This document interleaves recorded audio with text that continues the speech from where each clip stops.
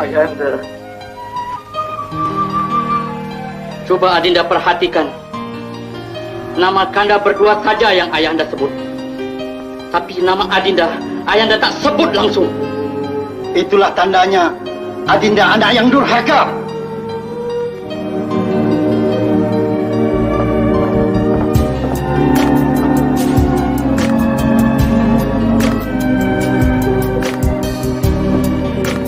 Sekarang Ayahanda sudah mati.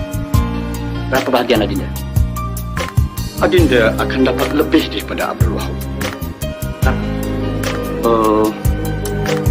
Tiga, empat. Entahlah. Sekarang juga Kakanda akan pergi kira.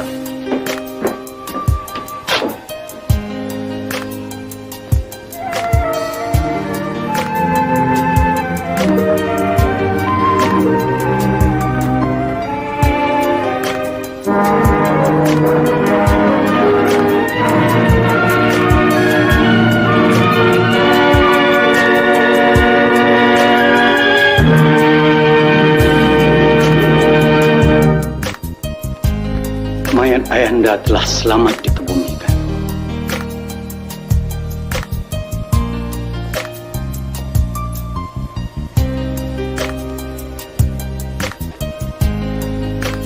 Wahai adindaku Abdul Wahid dan Abdul Wahab, Kakanda memanggil kamu kemari ialah untuk membahagikan segala harta-harta. Segala wang tunai Ayahanda yang ada di dalam bank terpulang kepada Adinda Abdul Wahid. Berapa banyak wang Ayahanda tu? Oh, banyak. 4.500.000 pound sterling. 4 juta? Wow, Adinda setuju. Segala kebun-kebun, ladang-ladang dan estate-estate, factory-factory dan kelang-kelang, rumah-rumah sewa, dan juga stable lumba kuda terpulang kepada Kakanda. Berapa jumlahnya itu? Oh, tidak begitu banyak. Cuma 5 juta pound sterling saja. Adinda setuju. Adil. Kanda memang adil. Tak disangka-sangka. Buat Adinda Abdul Wahab akan diserahkan rumah yang indah dan permai ini kepada Adinda. Oh, rumah yang macam museum ini ya? Keputusan Kanda memang adil, memang bijak. Kanda berdua memperolehi 5-6 juta pound sterling tiap-tiap seorang, dan Adinda hanya dapat sebuah rumah yang bakal runtuh lagi 2-3 tahun. Yang bagus. Ini tidak adil. Kalau nak diturutkan, Adinda 1 sen pun tak boleh dapat. Sebab Adinda lah yang menyebabkan kematian Ayahanda. Ya. Adinda kan tahu yang Ayahanda tidak mau pergi ke hospital. Mengapa Adinda sebutkan pasal hospital? oh, sebut pasal hospital saja, harta semua kena potong ya. Dinda tak sangka yang Kanda berdua mempunyai hati yang sungguh busuk. Baiklah, Kanda boleh ambil semua harta Ayahanda. Adinda tidak mau 1 sen pun. Tapi ingat, mulai hari ini kita bertiga putus saudara. Abdul Wahab, jikalau Adinda tidak mau tinggal di rumah ini, Kakanda akan berhentikan khadam. Khadam, kamu boleh tinggal di sini. Dan buatlah rumah ini seperti rumah kamu sendiri. InsyaAllah di satu hari nanti, hamba akan pulang. Pulang dengan membawa kemenangan gemang. Tuan, keputusan yang semacam ini tidak adil, Tuan. Ya, kau cuma seorang khadam saja.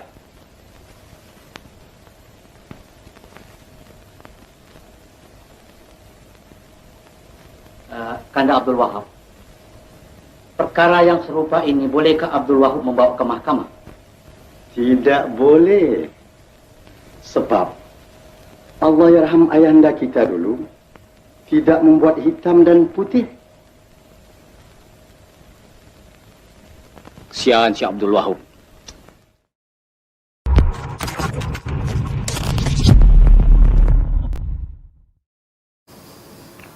Bismillahirrahmanirrahim. Assalamualaikum warahmatullahi wabarakatuh. Alhamdulillahirabbil alamin wassalatu wassalamu ala asyrafil anbiya'i wal mursalin wa ala alihi wa sahbihi ajma'in. Subhanaka la ilma lana illa ma 'allamtana innaka antal alimul hakim. Wala haula wala quwwata illa billahil aliyul azim. Amma ba'd.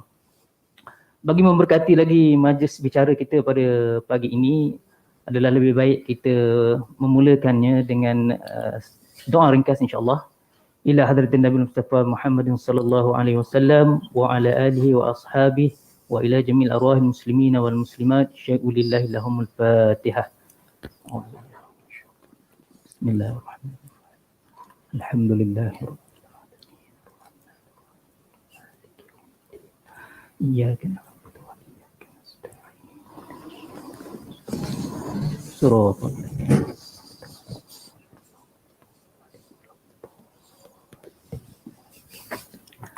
Bismillahirrahmanirrahim. Alhamdulillahirabbil alamin.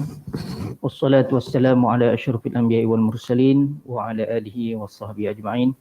Allahumma ighfir lana dhunubana wa liwalidina warhamhum kama rabbawna shighara wa li jami'il muslimina wal muslimat wal mu'minina wal mu'minat wal mu'allimina wal mu'allimat al ahya'i minhum al amwat innaka ala kulli syai'in qadir.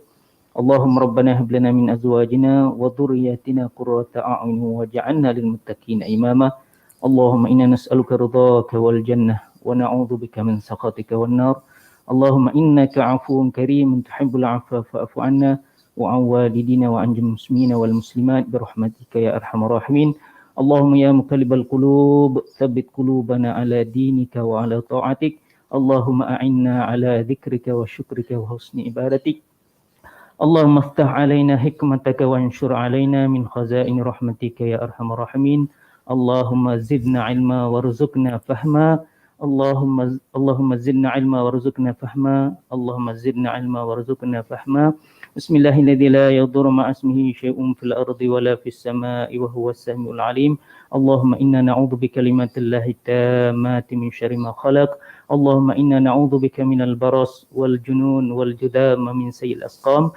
Allahumma idfa 'anna al-ghala wal bala wal waba wal fahsya'i wal munkari wal bagh والسيوف المختلفة والشدائد والمحن ما ظهر منها وما بطن من بلدنا وقرياتنا وأنفسنا وأموالنا وأهلنا وأولادنا خاصة ومن بلدان المسلمين عامة إنك على كل شيء قدير. وصلى الله على خير خلقه سيدنا محمد وعلى آله وصحبه أجمعين والحمد لله رب العالمين.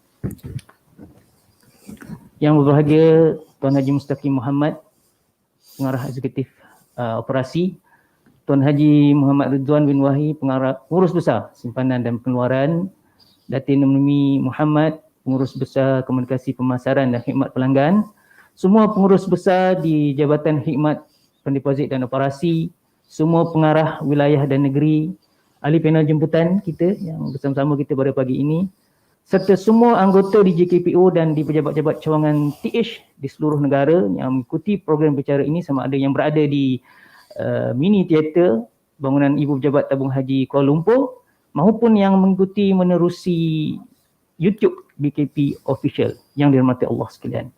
Alhamdulillah, bersyukur kita kepada Allah Subhanahu Wa Taala kerana kerana limpah dan kurnianya kita diberikan kesempatan masa untuk bersama-sama di dalam slot bicara kita pada pagi ini.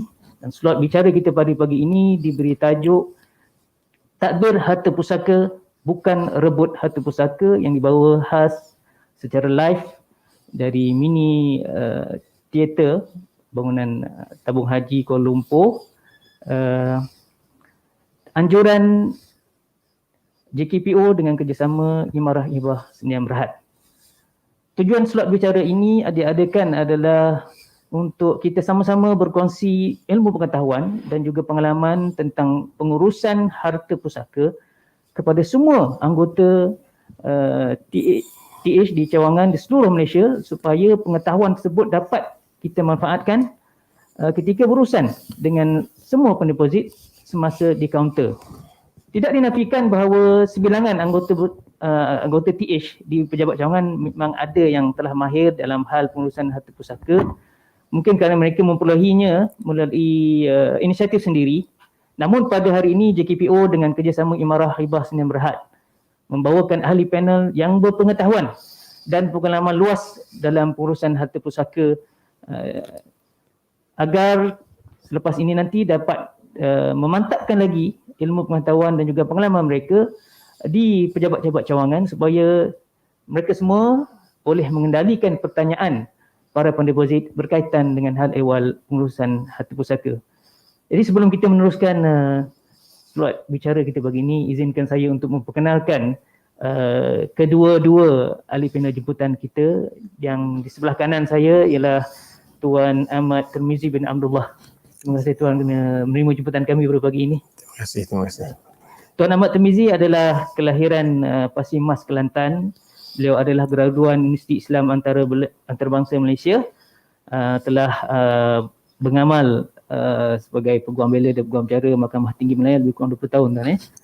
Beliau mempunyai firma guaman sendiri iaitu Tuan Tirmizi & Co Kuala Lumpur. Sebelum ini beliau juga pernah menjadi pensyarah di beberapa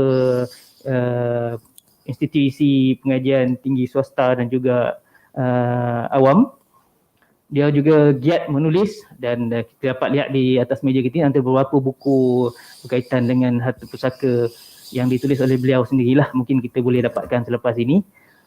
Selain itu dari segi pelantikan, Tuan Ahmad Tirmizi Abdullah juga adalah seorang bekas ahli jawatankuasa penambahbaikan enactment Kanun Jenayah Syariah 2 Negeri Kelantan 1993, jawatankuasa teknikal Undang-Undang Jenayah Syariah peringkat persekutuan dan juga ahli Majlis Penasihat Perbadanan Pembangunan Kampung Baru. Itulah sedikit latar belakang ahli panel kita yang pertama, itu Tuan Ahmad Tirmizi bin Abdullah. Ahli panel kita yang kedua saya rasa tak perlu dah gunakan lagi. Otai lah dekat TH ni, dah 22 tahun. Datin Musalimah binti Mustafa, dah 20 tahun berkhidmat di tabung haji, dan sebelum ini beliau adalah bukan pengarah negeri lebih kurang 6 tahun di negeri Pahang dan Melaka. Terima kasih Hatin kerana menerima jemputan untuk slot bicara kita pagi ini. Sama-sama. Okey. Sebelum kita teruskan slot bicara kita ini, ingin saya memberi peringatan kepada semua anggota TH yang seluruh Malaysia yang sedang mengikuti secara live rancangan kita pada pagi ini. Di hujung rancangan kita nanti akan ada sesi Q&A. Tuan-tuan boleh, jika ada pertanyaan dan sebagainya, boleh menaik di ruang komen dan ataupun menghubungi terus kami di mini teater ini melalui link yang diberikan nanti di skrin, yang ditera di skrin nanti insyaAllah. Baik, saya rasa kita teruskan kita pada pagi ini. Saya nak pergi kepada Tuan Tirmizi. Tajuk kita pada pagi ini iaitu tadbir harta pusaka, bukan rebut harta pusaka. Sekali baca tajuk ni seolah-olah macam satu nasihat, tapi dua kali baca dia seolah-olah macam satu amaran atau warning kepada kita. Mungkin silakan Tuan Tirmizi untuk kupas sikit tajuk slot bicara kita pagi ni. Silakan. Bismillahirrahmanirrahim. Assalamualaikum warahmatullahi taala wabarakatuh. Pertamanya saya ucapkan terima kasih kepada Tuan Moderator. Terima kasih kepada tabung haji kerana sudi menjemput saya. First time saya datang ke tabung haji ini sebenarnya. Mengenai tajuk ni memang agak menarik lah. Tadbir harta bukan rebut harta. Kenapa kita tak perlu berebut pun harta pusaka. Harta ni maksudnya harta pusaka lah. Kita tak perlu nak berebut pun harta pusaka. Sebab apa yang kita perlu lakukan sebenarnya kita hanya perlu tadbir harta pusaka. Kita perlu uruskan harta pusaka yang ditinggalkan oleh waris-waris kita. Dan sekiranya kita uruskan, kadang-kadang ada stigma mereka yang baru 1 hari 2 hari meninggal, kemudian ada yang semangat ikuti program ni, dia semangat nak urus harta pusaka. Kemudian ada pula yang kata, oh ni tamak lah ni nak rebut harta pusaka. Sepatutnya kita berterima kasih kepada yang semangat tu, sebab dia tak boleh nak rebut pun. Dia tak boleh nak rebut harta pusaka sebab setiap waris sudah pun ada hak dia. Ada hak ni masing-masing. Saya boleh refer kepada slide yang saya sediakan juga. Maknanya setiap waris dia sudah pun ada hak yang sudah ditetapkan oleh Allah Subhanahu Wa Taala tentang harta pusaka. So kita tak perlu nak rebut. Bahkan kita perlu berterima kasih kepada waris yang bersemangat untuk tadbir tadi. Sebab Kalau tak ada yang nak tadbir, susah juga sebab dia tak akan terbagi ataupun dia tidak akan cair harta pusaka tu. So kalau kita rebut pun kita tak akan dapat lebih pun. Kita tak akan dapat lebih pun, kita akan dapat mengikut had ataupun mengikut hak yang diberikan oleh Allah Subhanahu Wa Taala di dalam ilmu faraid lah. Kalau saya boleh detailkan lagi, maknanya hak ataupun waris-waris yang berhak di dalam ilmu faraid ini sebenarnya bukannya para ulama reka, bukan para ulama reka, tetapi sudah pun ada di dalam Al-Quran itu sendiri, di dalam surah An-Nisa ayat 11, ayat 12 dan ayat 176. Surah An-Nisa aja, cuma dia ayat tu 11 dengan 12 tu dia bersambung, cuma satu lagi dia pergi kepada ayat 176 yang agak jauh sikit. So dalam ayat-ayat ini kemudian ulama membuat formula supaya kita mudah faham tentang waris-waris yang berhak kepada harta pusaka. Sebab kalau dibaca ayat Al-Quran tu maknanya dengan bahasa dia apa semua tu, jadi timbullah dekat situ ilmu faraid. Dan ulama membahaskan tentang waris-waris yang berhak kepada harta pusaka, maka timbullah di dalam kitab-kitab faraid dia akan bahagikan waris tu kepada dua, sama ada dari sudut kadar pembahagian setiap waris dan dari sudut tertib. Maknanya kalau waris ni dapat, waris ni terhalang. So kita tak boleh nak pergi detail lah, secara detail lagi ni. Cumanya saya ingat apa yang basicnya ialah kita perlu tahu siapakah waris yang berhak menerima harta pusaka. Sekurang-kurangnya kita tahu pada hari ini. Sebab di dalam ilmu faraid ni dia ada satu istilah yang kita namakan sebagai waris zawil arham. Waris zawil arham ni dia waris kita. dia waris keluarga kita. Lepas ni jangan pula kita tak nak tak rapat dengan waris zawil arham. Tapi waris zawil arham ni dia tidak berhak kepada harta pusaka mengikut mazhab Syafi'i lah, sebab kita kena beramal dengan mazhab Syafi'i. Even kalau mazhab Hanafi sekalipun, waris zawil arham ni dia dapat, tetapi dia sedikit priority daripada Baitul Mal aja. Tapi sebenarnya dalam kebanyakan kes waris zawil arham ni dia akan terhalang lah. So sebab tu kalau saya tengok kepada rajah yang saya bagi tu, dia kalau kita senaraikan dia akan jadi dalam 20 lebih lah. Dan waris yang utamanya ialah pasangan suami isteri, kemudian dia pergi kepada anak lelaki, kemudian pergi kepada anak perempuan. Kemudian di bawah anak perempuan tu dia ada cucu daripada anak perempuan. Cucu daripada anak perempuan tu dalam gambar rajah tu saya letakkan pangkah. Pangkah tu bermakna cucu kepada anak perempuan tu dia tidak layak menerima harta pusaka. Dia tidak layak menerima harta pusaka si mati, sebab dia adalah waris yang sudah pun diselangi oleh waris wanita. Kita panggil waris zawil arham. Tapi cucu daripada anak lelaki dapat. Cucu daripada anak lelaki dapat itu adalah cucu lelaki daripada anak lelaki. So benda ni penting untuk saya ingat staf tabung haji mengetahui, sebab kita ada konsep tabung haji ada konsep penamaan, dan supaya penama tu diletakkan nama waris yang berhak. Sebab kalaulah diletakkan nama waris yang tidak berhak, saya difahamkan ia bercanggah dengan peruntukan dalam tabung haji. Berlainan dengan EPF yang mana kita boleh letak sesiapa sahaja. Sebab tu dalam EPF kadang-kadang dia letak nama bekas isteri, dan ini akan jadi sedikit masalah lah kalau dia ada balu pula, jadi bekas isteri berlawan dengan balu. Jadi untuk tabung haji ni, saya ingat staf tabung haji dia kena mahir siapa yang berhak. Dia contohnya kalau saya bagi tadi, nanti orang kata kenapa cucu daripada anak perempuan bukan waris. Saya pun ada anak perempuan. Kalau anak perempuan saya kahwin, dapatlah cucu anak perempuan saya baru dekat tempat. Tapi nak cakapnya, sebab anak perempuan ni dia ada suami.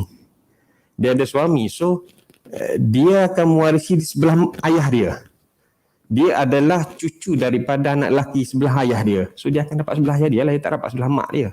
Ni macam tu dia punya portion ataupun dia punya pokok tu. Jangan cakap Apa ni Tarmizi cakap cucu pada anak perempuan tak dapat, tak adil lah. Dia dapat sebelah ayah dia lah sebab dia cucu daripada anak lelaki sebelah ayah dia, sebelah mak dia, dia dikira sebagai cucu daripada anak perempuan.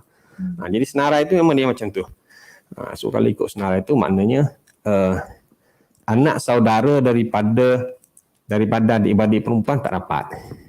Sebab anak saudara lelaki daripada adik-beradik lelaki sahaja yang termasuk dalam kategori sebagai waris yang berhak untuk menerima harta pusaka.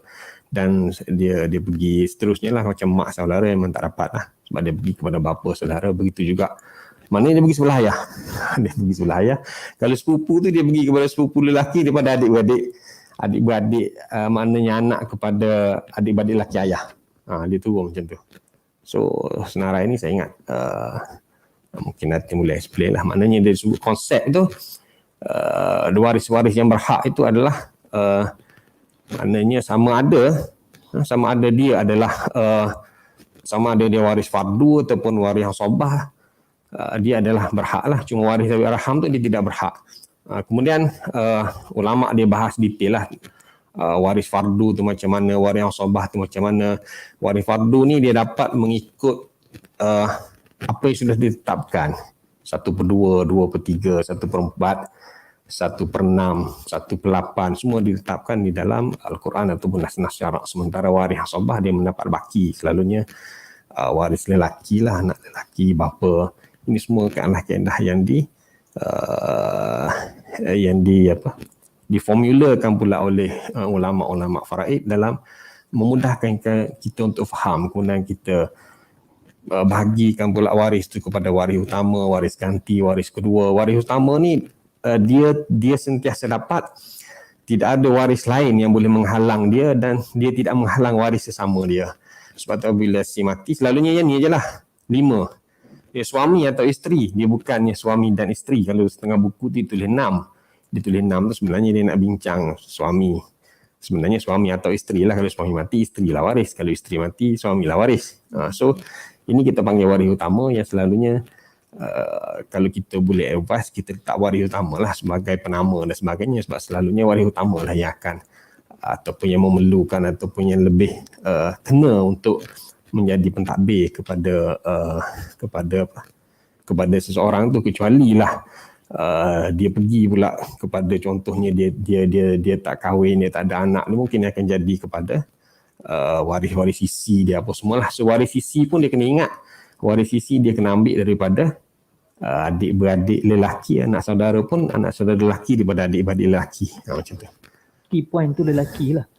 Point dia kena lelaki, sebelah lelaki. Dia waris zawi arham ni waris yang diselangi oleh waris wanita. Kalau perempuan atau anak perempuan tak apalah sebab dia adalah direct dengan si mati, tapi anak kepada anak perempuan, so sudah ada perempuan kat situ, so dia habis kat situ. Mana cucu daripada anak perempuan tak boleh. Cicit daripada cucu perempuan tak boleh. Dia kena cicit lelaki daripada cucu lelaki. Nah, bila sampai perempuan, kalau dalam istilah ilmu faraid, setengah ulama dia panggil waris fasad. Perempuan tu sebagai waris fasad. Fasad tu macam waris rosak. Waris yang merosakkan.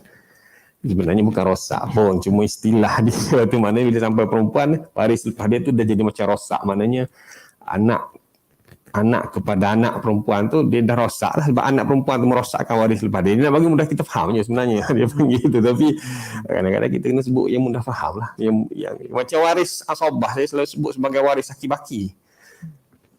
Waris aki-baki. Sebab waris asabah ni dia tidak ada peruntukan khusus untuk dapat 1/2, 1/4. Waris asabah ni dia mengambil baki.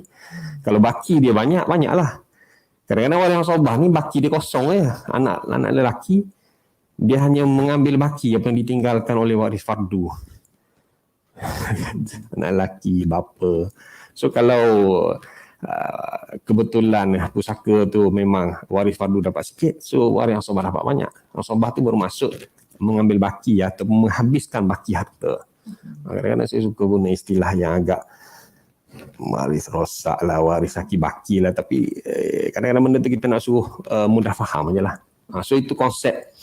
Tapi yang paling pentingnya at least faham bagi ni senarai tu lah. Senarai tu mungkin dia akan jadi dalam 20 lebih senarai kalau disenaraikan. Dan konsep dia tu kenapa macam tu? Kerana waris Zawi Arham itu adalah tidak berhak untuk menerima harta pusaka lah yang diamalkan di negara kita sekarang ni lah.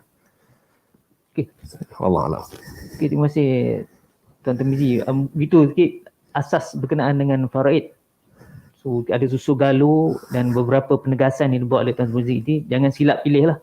Maknanya kita kena tahu juga sikit berkenaan dengan asas siapakah kita punya waris-waris yang sebenarnya boleh perlu kita utamakan untuk kita letak sebagai orang yang berhak untuk menerima harta kita pusaka. Sedikit lagi Tuan Mizi, kita dah tahu sikit berkenaan asas faraid itu tadi. Bagaimana kita nak uruskan? Kita dah tahu waris-waris asas, bagaimana mereka ni nak uruskan apa tu harta pusaka si mati itu tadi selepas meninggal lah. Ini pun satu lagi benda yang asas apabila kita hari ni semangat lah sebab tengok YouTube urus harta pusaka. So macam ni, macam mana pula kita nak urus harta pusaka? Kadang-kadang setengah tu dia dah bersemangat tapi dia jadi confused. Dia nak pergi ke mana? Secara umumnya kita ada 4 lah. Kita ada 4, iaitu kita ada Amanah Raya Berhad, kita ada unit pembahagian pusaka kecil di JKPTG Pejabat Tanah, kita ada Mahkamah Tinggi Sivil dan kita ada Mahkamah Syariah. Kita belum ada satu center bagi pejabat peguam promote pejabat peguam pula. So kita belum ada satu center, walaupun ada pelajar universiti dia buat tesis lah supaya dijadikan macam mahkamah pusaka. Saya pun tak baca detail lagi macam mana, tapi walaupun kita ada 4 institusi tu, tapi sebenarnya perundangan kita memang boleh improve, tetapi sebenarnya bagi saya sudah dapat menyelesaikan lah. Apa yang kita perlu faham dalam perusahaan harta pusaka ni, kita kena tengok harta. Sebab itulah dia bahagikan kepada harta alih dan harta tak alih. Kalau tengok dalam slide saya tu, saya sediakan kategori harta. Dia di Malaysia ni dia agak mudah je sebab kategori harta ni kita pecahkan kepada harta tak alih dengan harta alih. Harta tak alih itu adalah harta yang berupa geran tanah lah, tanah kosong ke, ada bangunan ke kat situ, ataupun berkongsi bangunan lah. Kalau duduk rumah flat kan, mana dinding kita dinding orang kan, maknanya bawah kita jadi atap orang. So kalaulah ada melibatkan harta ta'alih, kita panggil harta ta'alih itu, maka bidang kuasa dia ialah di unit pembahagian pusaka kecil di JKPTG. Asalkan ada tanah je, dia pergi kepada JKPTG di unit pembahagian pusaka kecil. Selain daripada harta ta'alih itu, semua kita namakan sebagai harta ta'alih. Maknanya duit simpanan, saham, even Bitcoin ke, ataupun harta intelek. Tan Sri Ramli banyak harta intelek dia tu. So lolok banyak harta intelek sampai berhasil mencari. So itu semua dikategorikan sebagai harta ta'alih. Malaysia dia 2 je, harta alih, harta ta'alih. Kalau di negara lain dia banyak lagi, dia ada harta intelek lah. Dan dia ada harta digital lah, kita semua harta intelek, harta digital kita masuk sebagai ta'alih. Barang kemas semua harta ta'alih. So jika seseorang si mati tu meninggalkan harta alih saja, dia tak ada harta ta'alih, tak ada tanah, dia ada alih saja, maka mudah je lah kita. Ini adalah istilah yang kami peguam-peguam pusaka buatlah. Kita sebut pusaka ringkas, pusaka kecil, pusaka besar. Sebenarnya dia tak ada pun istilah pusaka ringkas, pusaka besar tu. Yang ada dalam akta ialah pusaka kecil. Akta pembahagian dan pusaka kecil tu, pusaka kecil dan pembahagian. Yang lain tu kita dah jadi macam kita punya huruf ataupun terma yang kita sebut sendiri, pusaka ringkas. Sebab dia hanya melibatkan harta alih sahaja. Kalaulah tak lebih daripada 600,000 boleh pergi ke Amanah Raya. Sebab Amanah Raya akan keluarkan surat kuasa mentadbir dan Amanah Raya akan arahkan pencairan untuk harta alih tadilah di bank ke apa semua. Kalau ada kereta pun, kecuali ada Ferrari ke apalah, lebih 600,000. Kalau lebih daripada 600,000 maka kena pergi ke Mahkamah Tinggi. Kalau ada tanah, boleh pergi ke kita istilahkan sebagai pusaka kecil, unit pembahagian unit pembahagian pusaka kecil di pejabat tanah, asalkan hak tanah tadi tidak melebihi 2 juta. Kalau lebih 2 juta, kena pergi kepada Mahkamah Tinggi. Kita panggilkan sebagai pusaka besar. So, kalau Mahkamah Tinggi ni kena lantik peguam lah. Dan urusan untuk urus harta pusaka ni, dia hanya berlaku di Mahkamah Syariah beberapa perkara saja. Dia bukannya Mahkamah Syariah yang akan mengeluarkan surat kuasa mentadbir untuk bahagi harta pusaka tu. Mahkamah Syariah dia hanya kalau kita perlukan pengesahan waris, dia akan keluarkan perintah faraid, ataupun ada isu-isu yang melibatkan perlunya pengesahan wasiat, perlu pengesahan hibah, maka itu saja fungsi Mahkamah Syariah. Kadang-kadang orang pergi kepada Mahkamah Syariah bila dia dapat perintah ataupun sijil faraid, dia kata benda selesai. Sebenarnya tak selesai lagi. Dia kena bawa pula perintah faraid tadi, contohnya ke sama ada Mahkamah Tinggi ataupun ke unit pembahagian pusaka kecil. Tapi kalau kita nak ke pusaka kecil, kita tak perlu pun sijil faraid. Jadi kita merugikan masa kalau kita tidak faham perkara-perkara ni lah. Jadi ini saya detailkan lagi tadi untuk harta unit pembahagian pusaka kecil, bidang kuasa dia tadi kurang 2 juta dan dia tidak memerlukan sijil faraid lah, tapi kita panggil perintah faraid. Ini dia punya proses dia lah, proses-proses di pusaka kecil, dan ini maklumat-maklumat yang diperlukan lah. So kadang-kadang kita nak kumpulkan benda ni pun jadi susah. Sebab itulah kita nasihatkan supaya masa hidup ni setiap orang ada file pusaka, file peribadi pusaka dia sendiri, supaya kita sendiri yang kita kumpulkan benda ni dalam satu file kita. Sijil mati kita tak ada lah. Mati kita tak ada lah. Ini satu sijil mati saya yang akan datang. Benda yang lain tu kita senaraikan. Sijil nikah, sijil lahir anak-anak, kad pengenalan, buku akaun bank, apa semua, geran kenderaan, geran tanah. Dan ini sekarang kalau pusaka kecil kita boleh hantar online, dan di mahkamah sivil dia ada 2 proses. Mungkin saya boleh highlight sikit lagi. Kalau nak memudahkan proses bicara ataupun pusaka seorang tu, kalaulah si mati tu sudah pun ada wasiat pentadbiran. Contohnya wasiat saya dengan ini melantik amanah raya sebagai wasi saya. Selalunya saya tengok orang nak pergi haji, dia akan tinggalkan wasiat. Ada satu kaunter tu dia nak pergi haji takut tak balik. Kemudian siapa yang buka kaunter tu, amanah raya buka kaunter tepi tabung haji, lakulah dia punya wasiat sebab orang duduk saing semua wasiat. Selalunya wasiat tu adalah wasiat pentadbiran, melantik contohnya amanah raya sebagai wasi yang akan menguruskan harta pewasiat tu selepas meninggal. Dan ini akan mempercepatkan proses sebab wasi tadi tak perlu dapatkan affidavit penolakan pentadbiran daripada waris.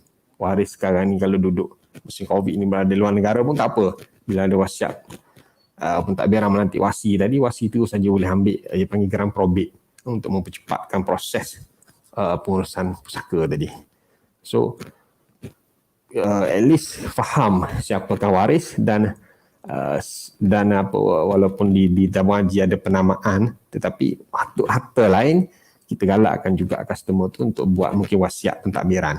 Sebab tanah apa semua tu perlu ditadbir mengikut yang lain. Yang tabung haji ni mungkin sudah ada penamaan yang mana penamaan itu akan mempercepatkan lah. Tapi untuk urusan pusaka lain tu, maknanya kalau ada customer datang, kita kata tak apalah buat penamaan kat sini, tapi untuk yang lain tu kita nasihatkan pergi jumpa syarikat amanah lah, tak semestinya amanah raya. Bukan kempen kepada amanah raya, syarikat amanah ni banyak. Dia saling trusty, wasiat shop, main kasih amanah dan sebagainya. Itu at least faham ke mana nak pergi berdasarkan status harta alih atau tak alih harta pusaka tu. Wallahualam. Okey, terima kasih Tuan Muhammad Tarmizi. Jadi tuan-tuan, 2 perkara telah ditekankan oleh Tuan Tarmizi tadi, iaitu pertama tadi kita dah tahu asas faraid, bahawa setiap di kalangan kita ini kalau kita mati pastinya ada waris yang akan menerima harta pusaka kita, tapi kita kena tahu dan mereka ini juga ada tanggungjawab selepas itu untuk menguruskan harta pusaka kita selepas kita meninggal. Dan harapan kita waris ini tahu ke mana mereka nak pergi, dan sebagaimana Tuan Tarmizi sebutkan tadi, ada beberapa tempat yang boleh mereka pergi untuk mendapatkan menguruskan harta pusaka tersebut tadilah. Kita ada pejabat pusaka kecil, di pejabat tanah, di amanah raya, di mahkamah tinggi. Tapi ke semua tempat ni ada berbeza bidang kuasa mengikut nilai harta itu dan juga jenis-jenis harta lah, sama ada harta alih atau tidak alih lah. Jadi kita kena pasti. Terima kasih Tuan Tarmizi. Saya nak ke balik kepada Datin.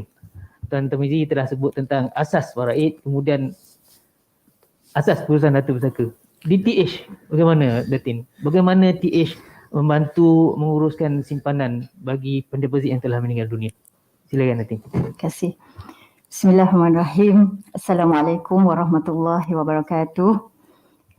Terima kasih Saudara Husni selaku moderator hari ini, rakan panel saya, Cik Ahmad Tarmizi, yang berbahagia Tuan Haji Mustaqim Muhammad, Pengarah Eksekutif Operasi Lembaga Tabung Haji, pengurus-pengurus besar, bagi Datuk, Datin, tuan-tuan dan puan-puan yang menonton saya ini pada hari ini. Berbalik kepada konteks akaun tabung haji, akaun tabung haji. Seperti yang telah disebutkan oleh Encik Ahmad Tarmizi tadi, akaun tabung haji ni melibatkan harta alih. Harta alih yang ada dalam akaun tabung haji ni betul-betul wang tunai sahaja. Dan biasanya kalau berlaku kematian, wang tunai lah yang waris nak tuntut dulu. Sebab itulah yang dia perlukan untuk meneruskan kehidupan. Jadi dalam konteks tabung haji biasanya ada dua situasi yang biasa berlaku lah. Biasa berlaku. Satunya urusan yang kita buat bila ada penamaan. Bila waris atau menuntut dan ada penamaan. Dan satu lagi dalam situasi bila waris nak menuntut akaun pendeposit yang telah meninggal dunia tetapi tiada penamaan yang dibuat. Okay. Ada perbezaan dari segi proses berlaku di situ. Okay. Mungkin kita boleh pergi yang ada penamaan dululah. Sebenarnya ada penamaan akan mempermudahkan banyak sangat proses kepada pewaris. Okay. Dan pewaris boleh datang, mana-mana waris sebenarnya boleh datang ke pejabat tabung haji yang berhampiran untuk membuat semakan. Siapa penama yang ada yang telah dinamakan oleh pendeposit atau kita refer as simati lah. Okay. Ada tak penama yang telah dinamakan? Dan kalau ada, penama pertama boleh datang dan buat tuntutan dengan hanya mengisi borang JP005 untuk tuntutan pusaka dan sertakan kad penalan serta sijil kematian. Itu sahaja. Dan insya-Allah proses untuk tuntutan pusaka yang telah lengkap dokumennya di Ibu Pejabat telah terima hanya memakan masa dalam lebih kurang 14 hari. Tak lebih daripada 14 hari duit tu dah boleh dimasukkan ke dalam akaun waris. Berbeza pula dengan situasi kedua tadi yang saya sebutkan di mana bila waris datang semak tidak ada, rupa-rupanya tak ada buat penamaan. Yang inilah akan berlaku kesukarannya kepada waris. Dan dalam situasi tidak ada penamaan, kita akan membuat semakan berapa baki yang ada di dalam akaun simati. Jika baki yang ada dalam akaun simati itu bernilai RM1,000 dan ke bawah, maka prosesnya hanya melibatkan salah seorang waris membuat tuntutan dengan mengisi borang JP005 dan waris-waris yang lain hanya mengisi borang JP006 iaitu kebenaran kepada waris yang seorang tadi itu untuk membuat tuntutan. Dan mereka kena perlulah dokumen-dokumen sokongan itu perlu juga disediakan. Okey. Dan jika berlaku dalam konteks ini, biasanya kadang-kadang waris katalah ada 3 orang adik-beradik. 3 orang adik-beradik, seorang di KL, seorang di Kedah, seorang di Johor. Okay. Waris-waris tidak perlu untuk hadir serentak ke pejabat tabung haji untuk membuat tuntutan. Yang di Johor boleh pergi ke pejabat yang berdekatan di Johor, yang di Kedah boleh pergi di pejabat yang berdekatan di Kedah untuk mengisi borang JP006 atau borang kebenaran waris. Dan proses ini juga agak mudah kena bakinya sikit. bawah RM1,000 dan ke bawah. Okey. Manakala yang lebih sukar adalah apabila mana akaun penerbit itu ada lebih daripada RM1,000. Okey. Yang ini kita akan memerlukan surat kuasa atau perintah mahkamah tadi. Okey. Dan waris yang datang untuk membuat tuntutan tu perlu membawa surat perintah ataupun surat kuasa daripada mahkamah, selain daripada dokumen-dokumen yang saya telah sebutkan tadi untuk menuntut wang dalam akaun tabung haji. Okay. Dan kalau dibandingkan sebenarnya proses di tabung haji sama. Jika dokumen lengkap telah diterima di ibu pejabat, kita akan proses dalam tempoh 14 hari. Maksudnya waris boleh dapat dalam tempoh 14 hari saja. Tetapi apa yang mengekalkan waris adalah nak dapatkan surat kuasa atau surat perintah tadi. Di mana saya rasa tempoh masa betul Cik Tamizi, dan yang biasanya mereka perlukan antara 3 hingga 6 bulan ataupun mungkin lebih. Jadi di sini sebenarnya tabung haji cuba mempermudahkan waris untuk menuntut wang penerbit dengan membuat penamaan.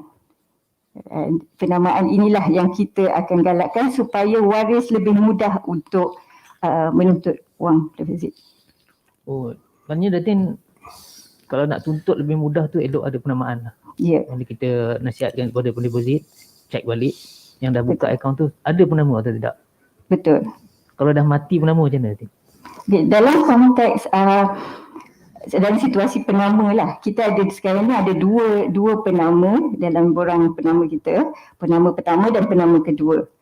Yang boleh membuat tuntutan keutamanya adalah penama pertama.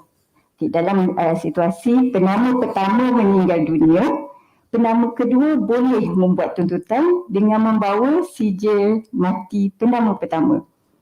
Membuktikan bahawa penama pertama telah meninggal dunia. Penama kedua boleh membuat urusan.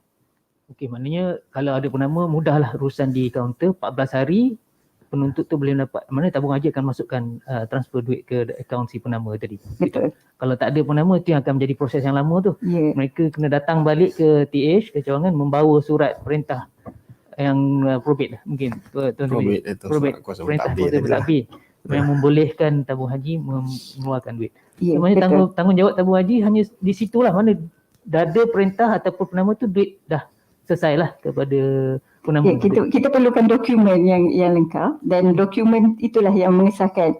Sebab tabung haji nak menjaga kebajikan penerbit dan untuk memastikan waris yang sebenarnya yang akan dapat pusaka itulah. Tapi penama tu tadi kalau ikut Faraid Tuan Mazi belum tentu lagi hak dia. Ya. Belum lagi. Kita akan tahu lagi selepas itu. Kita akan lanjutkan lagi perbincangan itu selepas ini. Kepada tuan-tuan dan puan yang sedang mengikuti secara live bicara pada pagi ini, kalau ada sebarang soalan boleh kita type di ruang komen dan ataupun hubungi kami terus melalui link yang tertera di skrin lagi. Jumpa lagi.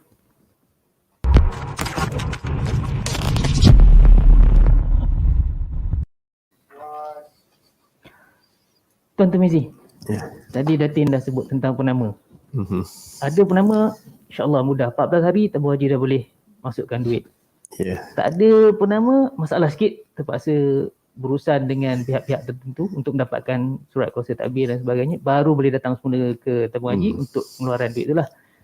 Tempoh masa mungkin sekejap atau lama sebab kita pun tak tahu apa masalah yang akan dihadapi oleh waris lah. Kan mungkin yang kalau ada dekat-dekat mungkin boleh dapatkan kerjasama. Kalau ada yang jauh-jauh mungkin masa akan tempoh. Kira okey, kita anggap mudah lah. Duit dah masuk. Tapi isu penama tu sekarang ni, adakah termasuk orang yang sebenarnya berhak mendapat duit atau ada tanggungjawab lain yang perlu dilaksanakan? Mungkin Tuan Termizi boleh panjang-panjang sikit dan konsep penama ni sebenarnya Tuan. Silakan. Ya, Tuan Moderator. Isu penama ni saya dapati ramai yang salah faham. Sebab ramai orang awam menganggap apabila dia dinamakan sebagai penama maka dia fikir itu duit dia. Itu hak dia. Kalaulah letak nama dia seorang sebagai penama, so dia kata itu hak dia semua. Tapi sebenarnya ini silap. Penamaan yang dikatakan sebagai penama itu sebenarnya dia adalah kita menamakan orang itu sebagai pentadbir ataupun sebagai wasi. Wasi dengan pentadbir ni dia sebenarnya kerja dia sama aja. Cuma wasi ni istilah saya rasa lebih tepatlah, sebab wasi ni maksudnya orang itu sendiri yang menamakan siapa yang akan tadbir harta dia. Kita gunakan istilah wasi lah, maknanya dia macam penamaan tu, maknanya orang tu sudah mewasiatkan kau lah yang tadbir harta aku. So penama tu dia kena tadbir mengikut dia kena bahagikan harta tu mengikut faraid, bukan harta dia seorang.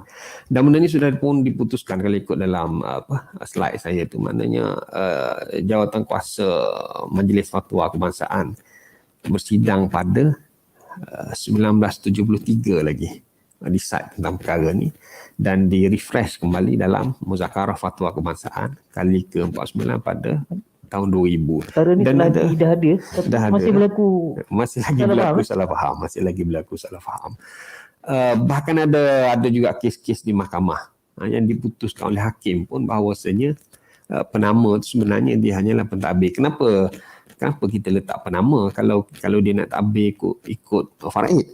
Sebab kita nak suruh cepat je lah. Kita nak suruh cepat. Sebab kalau tak ada penama, dia kena pergi surat kuasa mentadbir. Surat kuasa mentadbir dia pun kena fikir nak pergi mana, ada 3, amanah raya ke, unit pembahagian pusaka kecil ke, nak pergi mahkamah tinggi ke, tak ingat lah, buka balik YouTube lah. Buka balik YouTube, fikir tu lah. Jadi kalau ada penama tu, dia tengah je pergi ke Tuan Haji, dia kata dia lah penama, jadi dia lebih cepat. Sebab kalau pergi ke 3 institusi tadi, mungkin kita kata amanah raya tu cepat lah kot. Tapi jarang orang yang ada harta cash sahaja, tak ada rumah kan, tak ada tanah. Bila ada tanah, kena pergi pula pusaka kecil sekarang memang backlog lah, sebab dia COVID dulu dia tutup setahun lebih. Kalau difilekan warang A, saya tak tahu bila nak panggil tu kan. Bukan nak meremehkan pusaka kecil, tapi mana kita kata surat kuasa mentadbir tu memang makan masa sebab tak ada penama.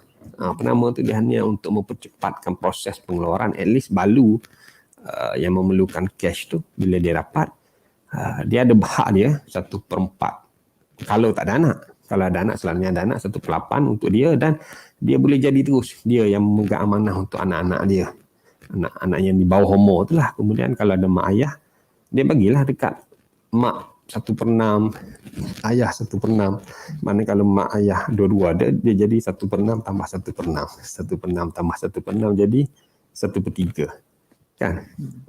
Dia kena cakap matematik tu faraid lah. 1/1. So jangan guna semua lah. Kalau guna semua tu jadi masalah, penama dia akan bergaduh dengan waris yang lain. Bahkan kalau saya boleh pergi sebut detail lagi, contohnya di tabung haji dia ada penama. Penama dia namakan isteri dia. Lepas tu dia ada harta lain lagi. Dia ada kereta, dia ada tanah. Kemudian si mati ni umur 30-an contohnya, ada anak 2 orang, kemudian dia masih lagi ada mak ayah. Selalunya menantu ni dia bila dia ada mertua, dia kata tak apalah, husband saya meninggal, mak ayah lah jadi mentadbir kan. Sebab kalau tak ada mak ayah dia sangguplah jadi mentadbir, tapi kalau ada mak ayah selalunya isteri si mati ni dia mengundur lah pergi kepada mak ayah dulu. So mak ayah tu akan jadi mentadbir. Mak ayah dia tadbir harta yang tidak ada penama. Maknanya still duit tabung haji, kita tak payah tunggu ibu dan bapa si mati tu lah. Maknanya menantu tadi, maknanya isteri si mati tadi, dia boleh terus ke tabung haji, at least dia keluarkan dulu yang tabung haji. Dia bukannya mengesampingkan mak ayah dia, mertua dia tu.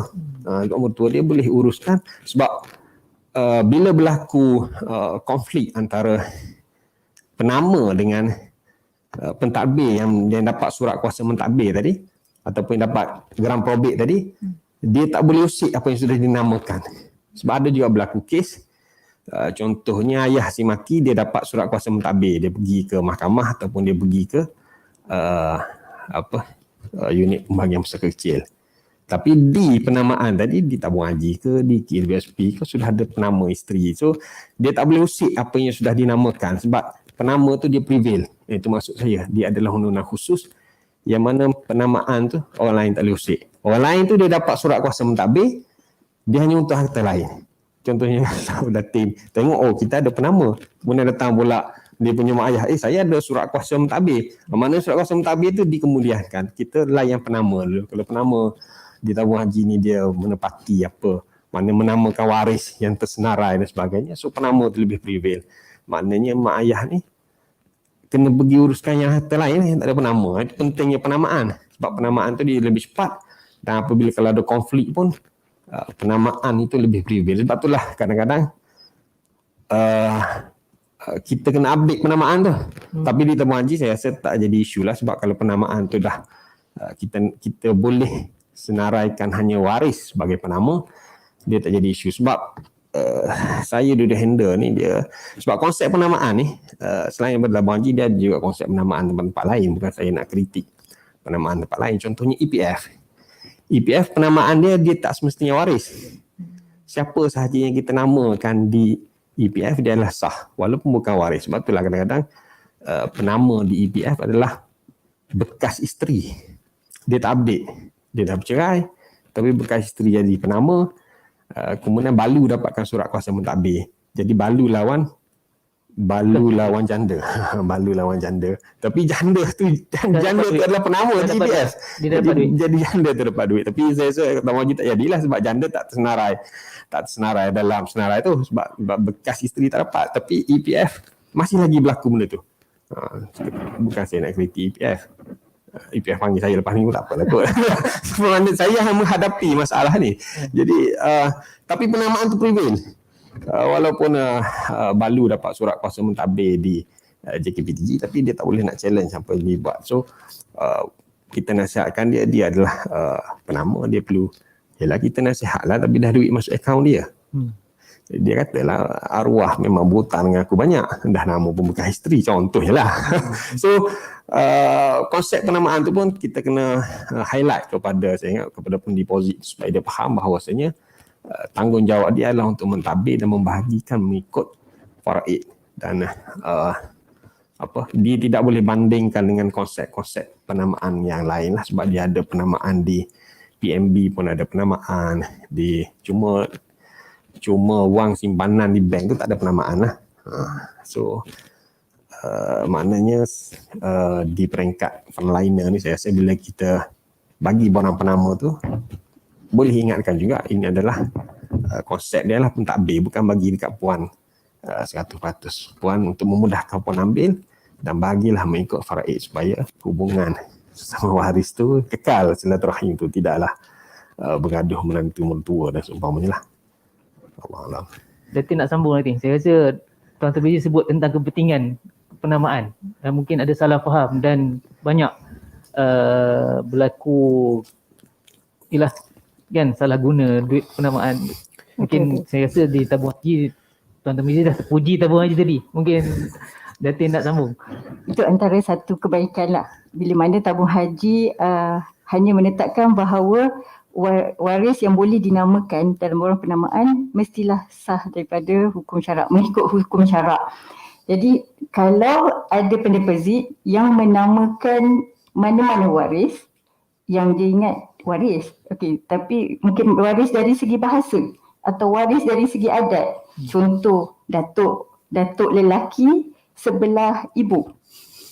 Dia kata itu waris tu tak batal air sembahyang dengan saya. Itu dari segi adatnya. Tetapi itu bukanlah waris yang sah dari segi hukum syarak dalam konteks faraid. Jadi kalau di tabung haji kita tidak menerima waris atau penamaan yang dibuat dengan menamakan orang yang bukan waris yang sah daripada hukum syarak. Jika dinamakan juga, maka penamaan itu akan terbatal secara automatik. Terbatal? Terbatal. Sebab apa dia?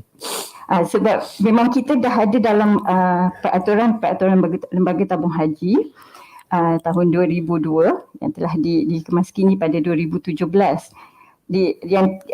Peraturan tabung haji ini telah digazetkan di bawah Akta Lembaga Tabung Haji 535 1995, di mana waris yang hendak dinamakan di dalam penamaan tabung haji mestilah waris yang sah daripada segi hukum syarak.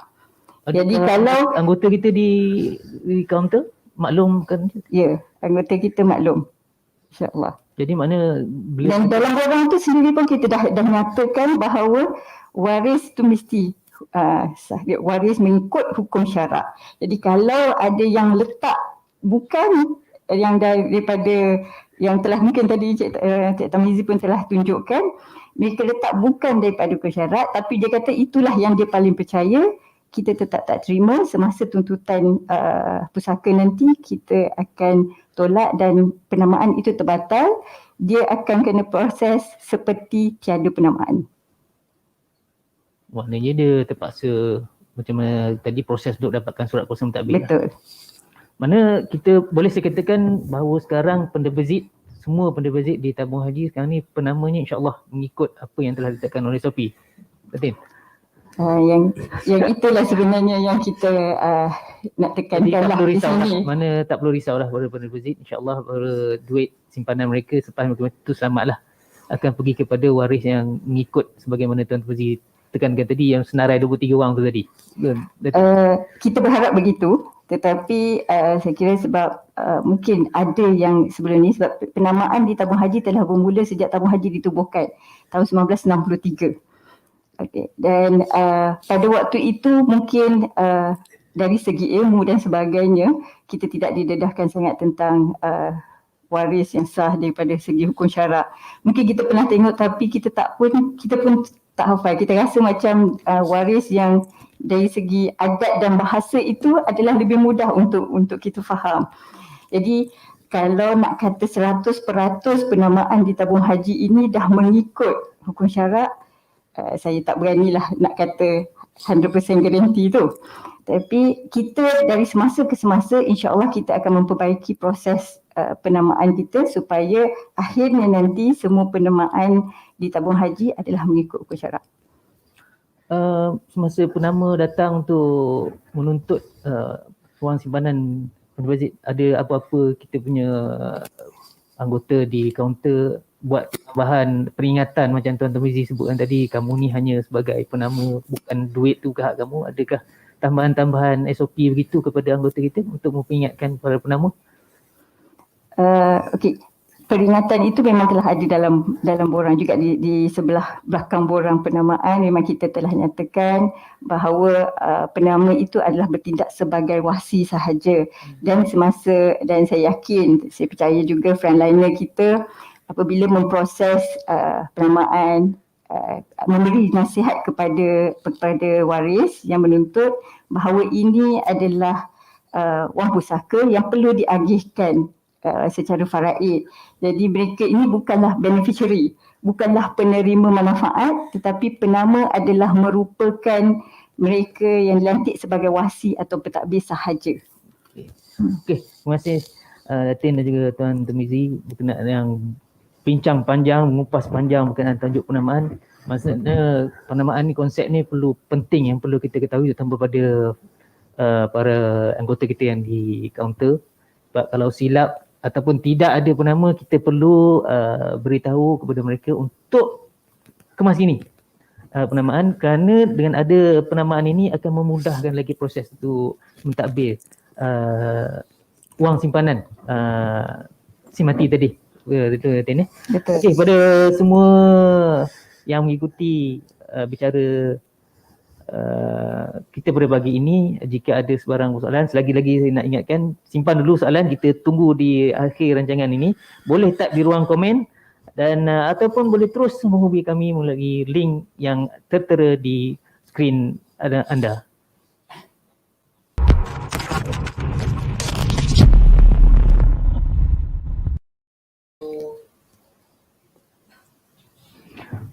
Tuan Tamizi, tadi kita dah bincang panjang berkenaan dengan penamaan. Datin pun dah sebut berkenaan apa SOP yang berlangsung diaplikasikan di tabung haji. Selain pada penamaan, mungkin adakah apa-apa instrumen lain yang boleh diguna pakai oleh waris ini tadi untuk mengurus harta pusaka si mati? Adakah penamaan saja? Nampak bincang panjang penamaan. Ada lain apa-apa instrumen lagi? Yalah, itulah penamaan tadi pun saya kena sambung sikit kot. Saya takut saya disalahkan pula. Saya bukan nak blame. Dia macam ni, penamaan ni sebenarnya dari sudut syarak kita memang boleh lantik sesiapa saja. Cumanya polisi di tabung haji mungkin tak tahulah, dah fikir takut menjadi masalah, maka dia buat polisi hanya melantik waris yang berhak. Tapi dari segi hukum, boleh lantik sesiapa pun yang tidak berhak pun memang kita boleh lantik dia jadi penama, boleh lantik mentadbir. Jangan marah EPF kat saya pula. So boleh. dari segi syarak tak salah. Cuma berlainan institusi, berlainan polisi, yang itu aja yang kita kena faham. Saya cakap tak payah nak bergaduh pun, sebab polisi itu masing-masing. So mungkin berdasarkan pengalaman polisi lah akan tapi dari segi hukum memang tak kisah. Sebab tu kadang-kadang kalau susah sangat nanti tolong lawyer lah jadi penama. Kalau susah sangat ada waris, semua tak percaya sama waris, boleh je, tak ada masalah, kita boleh nanti. So itu kena faham je lah. So cumanya berbalik kepada soalan tadi, selain daripada penamaan, sebab bukan semua harta kita boleh nama. Nama ni maknanya yang ada konsep penamaan di tabung haji, di EBF, di Amanah Saham Bumi Putera, Amanah Saham Nasional. Dan Islam ni dia ada lagi instrumen-instrumen lain lah yang selalunya kita panggil sebagai wasiat ataupun hibah. Dia ada lagi wakaf lah. Wakaf tu selalunya orang faham lah, selalunya yang menjadi sedikit kekeliruan antara wasiat dengan hibah. So saya ada sediakan juga satu slide itu tentang beza antara wasiat dengan hibah. Wasiat ni mudah nak fahamnya ialah kita nak bagi harta tu lepas kita mati. Bukan kita bagi sekarang. Kalau kita bagi semasa hidup, itu adalah hibah. Hibah semasa hidup. Wasiat selepas mati. Maknanya wasiat ni kita bagi kita seorang je lah. Kita seorang je bercakap dalam wasiat tu. Kita wasiatkan harta kita ni kita nak bagi kat siapa-siapa. Penerima wasiat tak tahu pun. Sebab dia hanya ada ijab kat situ, dia hanya ada kita seorang. Tapi kalau kita buat hibah, kita maknanya penerima hibah tu tahu. Kecuali kita buat kecuali konsep hibah takaful lah. Takaful tu dia sudah advance, kita kena bahas lain lah. Hibah ni maknanya kena ada ijab kabul, dan mana penerima hibah dia tahu dia menerima harta yang dihibahkan. Kita tak boleh buat hibah senyap-senyap. Hibah seorang diri tak boleh, dia tak jadi sebab dia tak ada qabat. Hibah ni kena buat maknanya penerima tu tahu dia adalah penerima hibah. Kemudian wasiat ni dia ada had.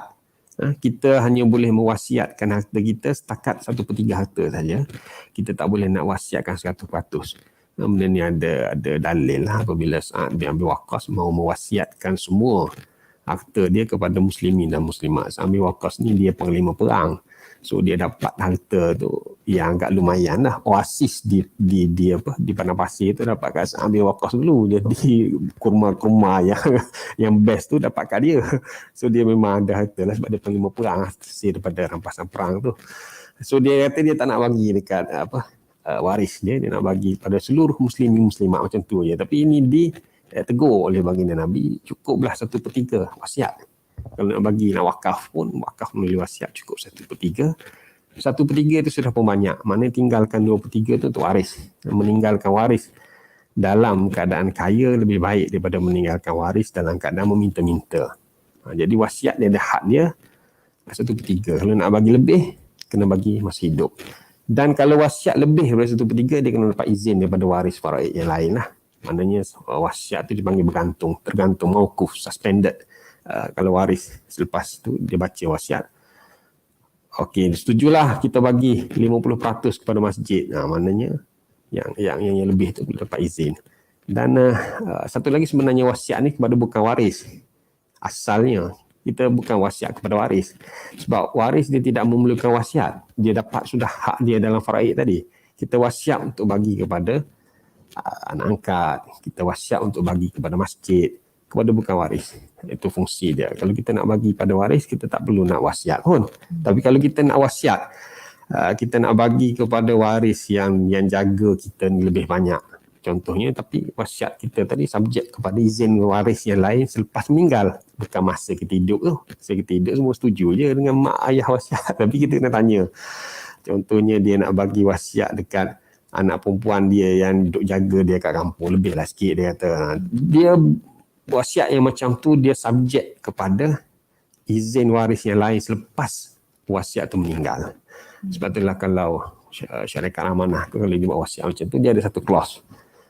Clause 10 tersebut ataupun clause sebelum ini adalah bergantung kepada izin waris. Wasiat kepada waris bergantung kepada izin waris. Berlainan kepada wasiat kepada bukan waris, takat 1/3 tadi dia tak perlu izin, dia boleh enforce. Kalau cabar pun tetap wasiat itu sah. Tapi kalaulah melihat kepada instrumen wasiat itu tidak sesuai, kita ada satu lagi, iaitu kita boleh hibah. Kita boleh hibah, kita bagi terus masa kita hidup. Tapi dia kena ada ijab kabul, dia kena ada penerimaan dan sebagainya lah. So selain daripada penamaan tadi, sebab penamaan tadi dia tertakluk kepada faraid. Yang mana kita nak bagi terus secara hibah.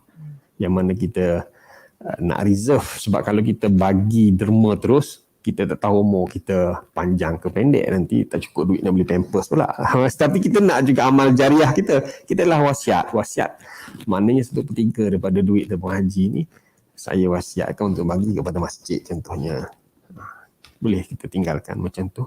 So kalau lah penama tadi dia pun tengok ada pula wasiat. So tugas dia lah 1/3 duit tabung haji tadi dia bagi kepada masjid. Sebab dia kena tugas pentadbir tu dia kena urus. Cuma dia pentadbir tu dia cepatlah untuk dicairkan. So kena faham. Untuk holistik lagi pengurusan pusaka tadi kena faham fungsi wasiat, fungsi hibah dan konsep penamaan tadilah. Wallahualam. Terima kasih Tuan Mizi. Banyak rupanya instrumen selain daripada penamaan dalam Islam yang diizinkan oleh syarak. DTH pun ada implement, saya dimaklumkan ada hibah amanah, Nadine. Penamaan pun ada, hibah amanah pun ada. Macam mana tu? Silakan. Alhamdulillah, di tabung haji kita pada tahun 2017 kita telah melancarkan produk baru tabung haji, iaitu hibah amanah tabung haji. Okey, pada hibah amanah ni seperti yang telah diterangkan oleh Tuan Tamizi, hibah adalah bukan pemberian semasa hidup. Okey, daripada pemberi kepada penerima secara sukarela, tanpa paksaan, tanpa mengharapkan apa-apa balasan daripada penerima.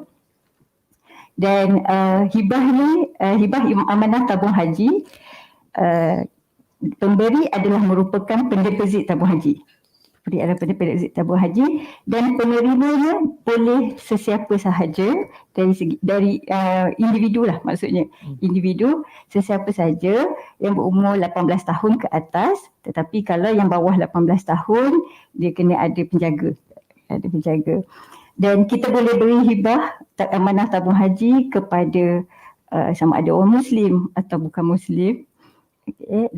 Dan boleh beri semua sekali mengikut peratusan, ataupun sebenarnya hibah amanah tabung haji ni boleh juga digabungkan dengan penamaan. Jadi sebenarnya kalau di peringkat pengurusan JKPO, kita menggalakkan untuk pendeposit kita dan juga frontliner kita untuk menggalakkan pendeposit untuk membuat, kita bagi macam hybrid lah. Hybrid. Hibah amanah dan juga penamaan. Tetapi boleh bagi peratusan lah. Sebagai contohnya, hibah amanah 60% dan 40% lagi kita masih buat penamaan. Kenapa? Sebab kalau hibah amanah, duit hibah itu bukan pusaka. Maksudnya sebagai contoh, contohlah senario yang boleh kita gambarkan, katalah si suami beri 100% kepada isteri, kemudian bercerai. Bila nak pindah hibah amanah, bekas isteri tak setuju. Maknanya hibah amanah itu masih terpakai dan mesti bagi apabila berlaku kematian penerima atau pemberi. Hibah amanah tabung haji dia akan berlaku apabila berlaku kematian sahaja penerima atau pemberi. Okey, dan jadi itu yang kita lebih menggalakkan pendeposit kita untuk buat hibah amanah dan campurkan dengan penamaan. Sebahagian penamaan, sebahagian. Ya.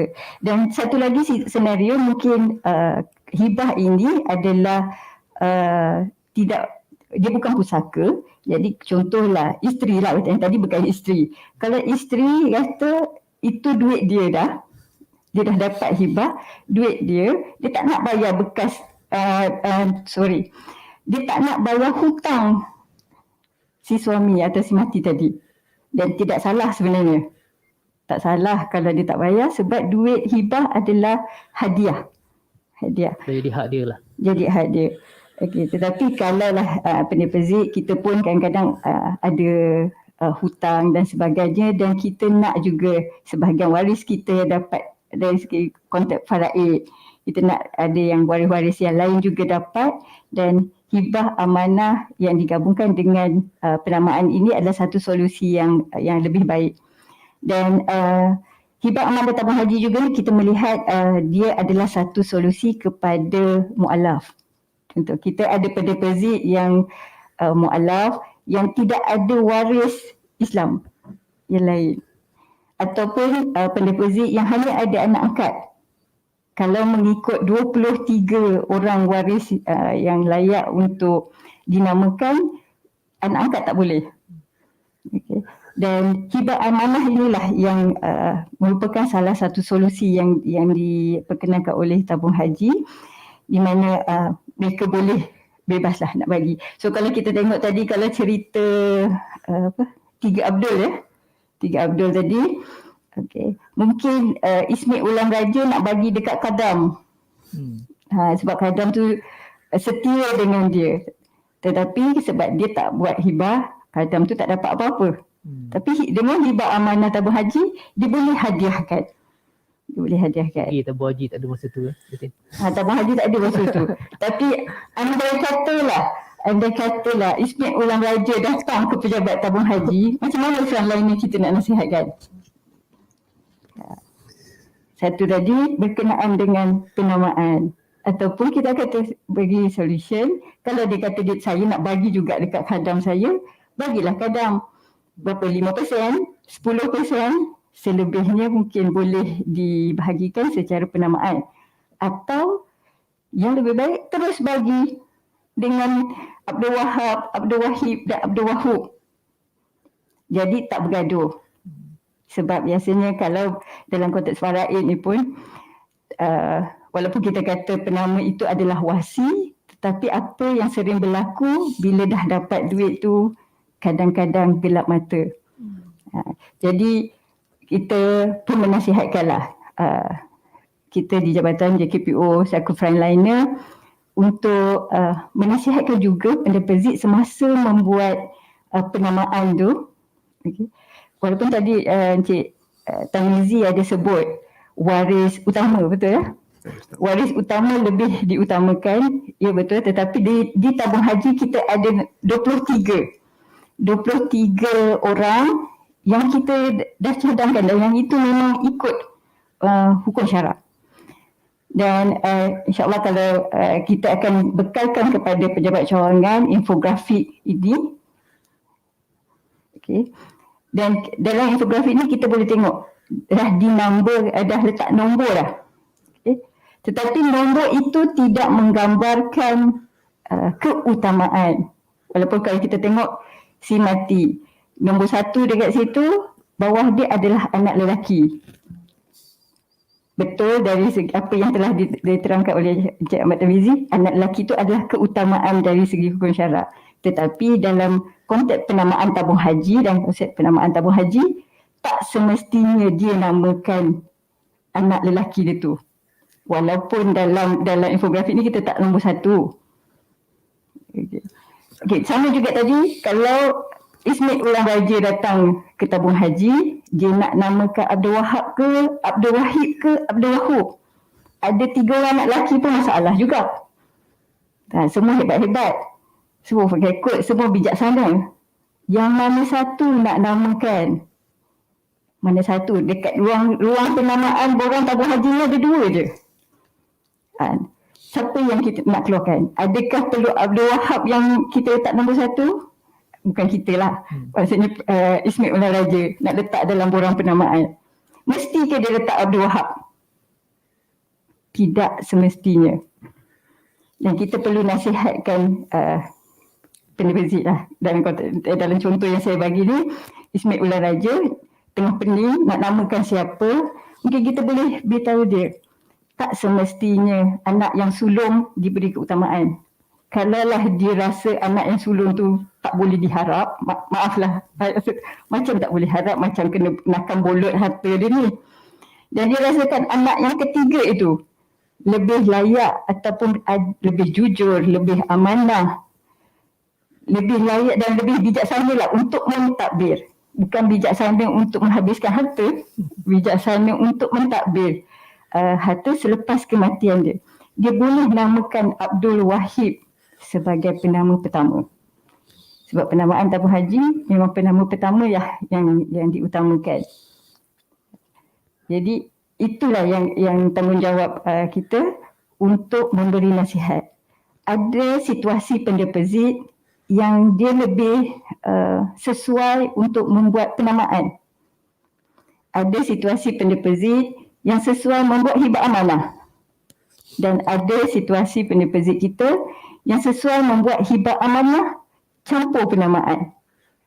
Jadi kita perlu nasihatkan berdasarkan situasi pendeposit. Ambil masa, jadi sensitif dan kita prihatin kepada situasi pendeposit kita lah. Janganlah kita kata pendeposit datang, kita hulur sahaja borang penamaan dan biarlah pendeposit itu isi sendiri.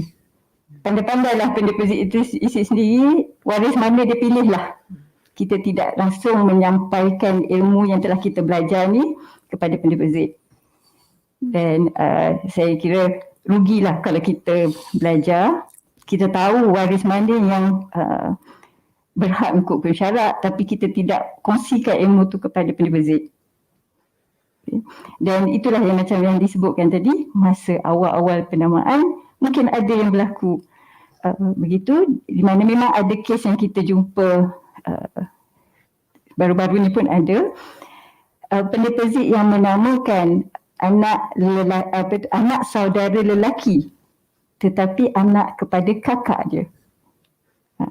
Dan apabila kita menyatakan kepada waris atau penama berkenaan yang penamaan itu telah terbatal dan dia perlu buat tindakan seperti tidak ada penamaan, dia menimbulkan kemarahan pendeposit lah. Jadi kita tak naklah perkara ini berulang lagi di masa hadapan. Jadi kita sebagai anggota JKPO dan frontliner kena faham betul-betul carta perhubungan dengan penerima namaan.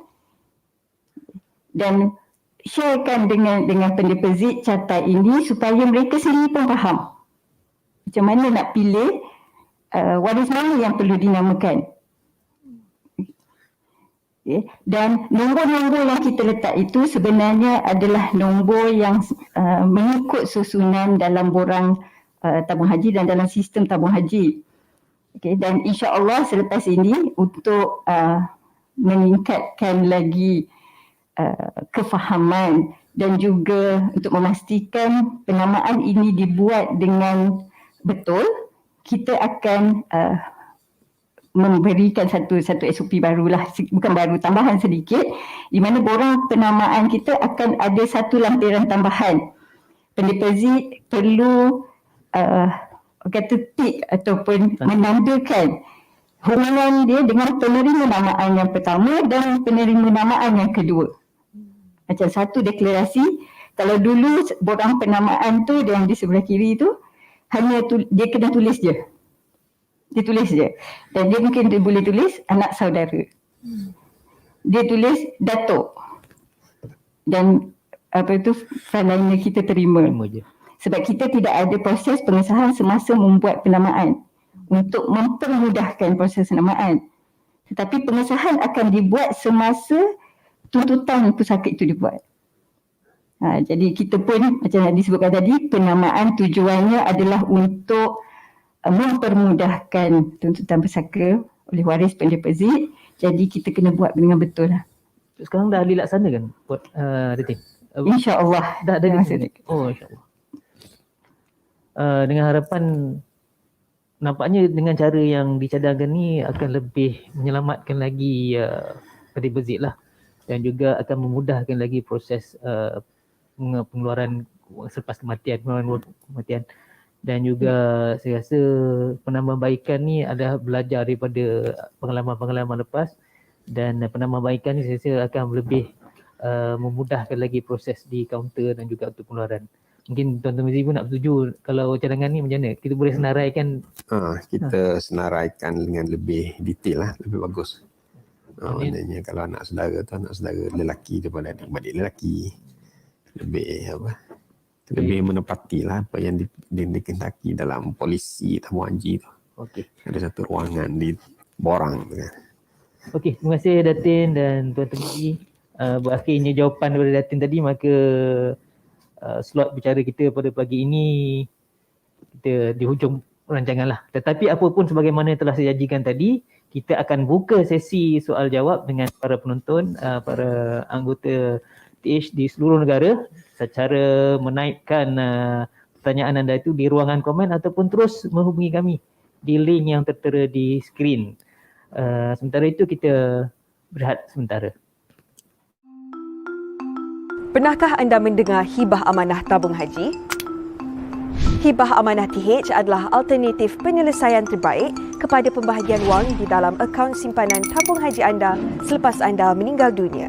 Hibah amanah TH adalah pemberian wang simpanan di dalam akaun tabung haji anda kepada sesiapa sahaja yang anda hendaki semasa anda hidup, tetapi akan diterima oleh penerima selepas kematian. Anda bebas untuk menghibahkan wang simpanan tabung haji anda kepada sesiapa sahaja yang anda hendaki, seperti insan tersayang, termasuklah anak angkat, saudara mara, rakan karib walaupun yang bukan beragama Islam. Pemberian wang simpanan tabung haji secara hibah amanah TH adalah tidak tertakluk pada hukum faraid. Sekiranya anda merupakan seorang saudara baru ataupun mualaf, anda boleh menggunakan hibah amanah TH untuk menghadiahkan wang simpanan anda kepada saudara mara walaupun mereka yang bukan beragama Islam. Yang paling penting, walaupun anda sudah menghibahkan wang simpanan di tabung haji, anda masih boleh menggunakan wang simpanan tersebut untuk kegunaan anda semasa hidup. Jangan berlengah lagi, rancanglah pembahagian simpanan anda di tabung haji melalui hibah amanah TH demi kebaikan waris-waris anda. Ingatlah, anda berhibah amanah untuk membantu waris anda meneruskan kehidupan setelah anda tiada lagi. Daftarlah segera hari ini. Hibah amanah TH, patuh syariah, penuh barakah. Untuk maklumat lebih lanjut, layari www.tabunghaji.gov.my.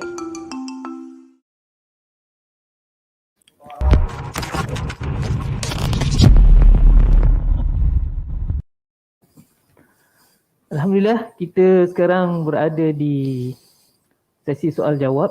Kita menunggu soalan daripada anggota kita. Sama ada soalan yang akan diutarakan kepada kita punya ahli panel. Soalan pertama kita nantikan. Okey. Namanya Musik Gaya. Tak tahu daripada mana kita punya penanya ni. Tuan nak tanya satu lagi bab hibah ni. Siapa yang paling kritikal yang perlu buat hibah ni ya? Contohnya tak ada anak lelaki atau sebagainya. Soalan ni kita nak kepada Tuan Mizi dulu ke Datin? Mungkin Tuan Mizi dulu. Siapa yang kritikal? Dia kadang-kadang istilah ni dibuat oleh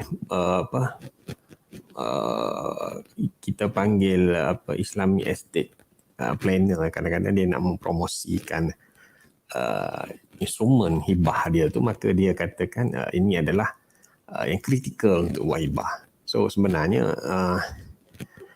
kita nak tahu siapa yang kritikal tu, kita kena faham struktur faraid tadilah. Kita kena faham struktur faraid. Dia bagi contoh tadi, tak ada anak lelaki, adakah itu kritikal? Bila tak ada anak lelaki, mungkin dia takut harta dia tu bagi kepada adik-beradik dia.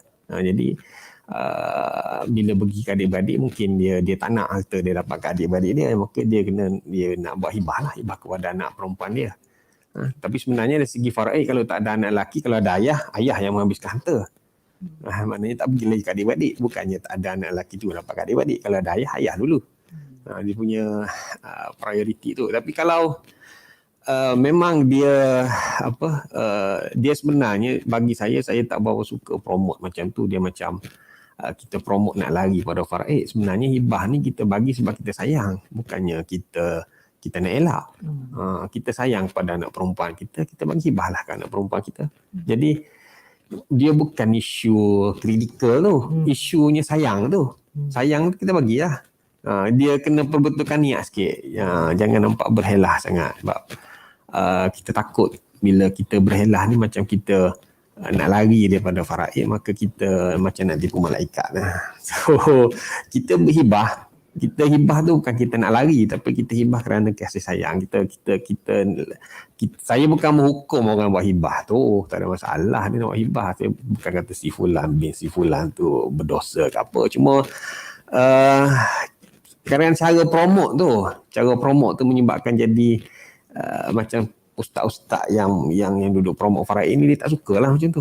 Sebab dia macam seolah-olah kau nak cakap faraid ni tak elok, larilah daripada faraid, kita buat hibah semua. Jadi benda tu silap lah, sebab faraid tu adil. Faraid tu adil, dapat ke adik-beradik kita. Sebenarnya adik-beradik kita yang jaga anak perempuan kita. Jadi ikut situasi lah tuan. Yang Datin sebut tadi kan, deposit kita ni ada situasi yang sesuai hibah saja ataupun penama kan. Macam mana tuan? Itulah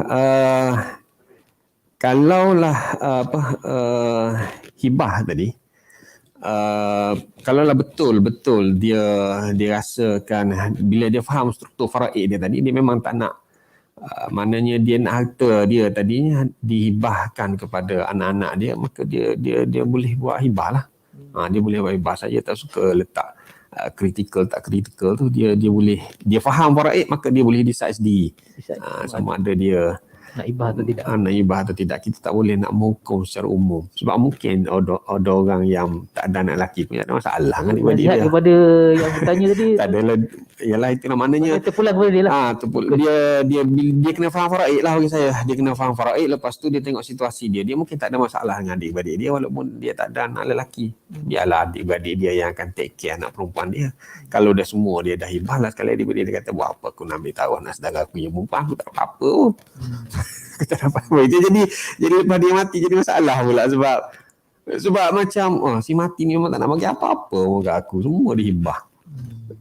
Walhal still kalau anak perempuan tu mesti adik-beradik dia dari segi tanggungjawab dia still dia kena jaga anak saudara dia yang perempuan tadi, sebab dia tak ada adik-beradik lelaki untuk pairing dia tu. Jadi terlalu eager buat hibah sehingga menjejaskan silaturahim tu pun tak kena juga sebenarnya. So masing-masing kena tengok situasi. Kalau ikut saya tengok situasi tu dan kita sentiasa maknanya kita refresh niat tu. Dia buat hibah kerana dia sayang anak perempuan dia, tapi dalam masa sama dia kena reserve juga lah bagi saya untuk waris faraid dia dan seumpamanya lah. Datin ada nak tambah? Okay, tidak ada kritikal atau tidak lah. Tadi kita, sebab tu saya sebutkan tadi, ada situasi pendeposit kita yang sesuai untuk buat hibah amanah. Okay, antaranya yang sesuai memanglah kalau orang pendeposit yang hanya ada anak perempuan. Kalau dia kata macam yang disebutkan oleh Encik Ahmad Tamizi tadi, kalau pendeposit tak kisah, memang dia nak bagi pada adik-beradik dan sebagainya yang layak menerima faraid, kekallah dia dengan penamaan. Tapi kalaulah dia rasa memang nak bagi dekat anak perempuannya atas dasar kasih sayang tadi. Atas dasar kasih sayang, ataupun mungkin macam yang disebutkan tadi, instrumen tabung haji, hibah amanah tabung haji boleh menggabungkan. Dan kita rasa itu adalah solusi yang terbaik. Mungkin jadi kalau kata bagi semua hibah, ada yang kecil hati. Ada yang kecil hati.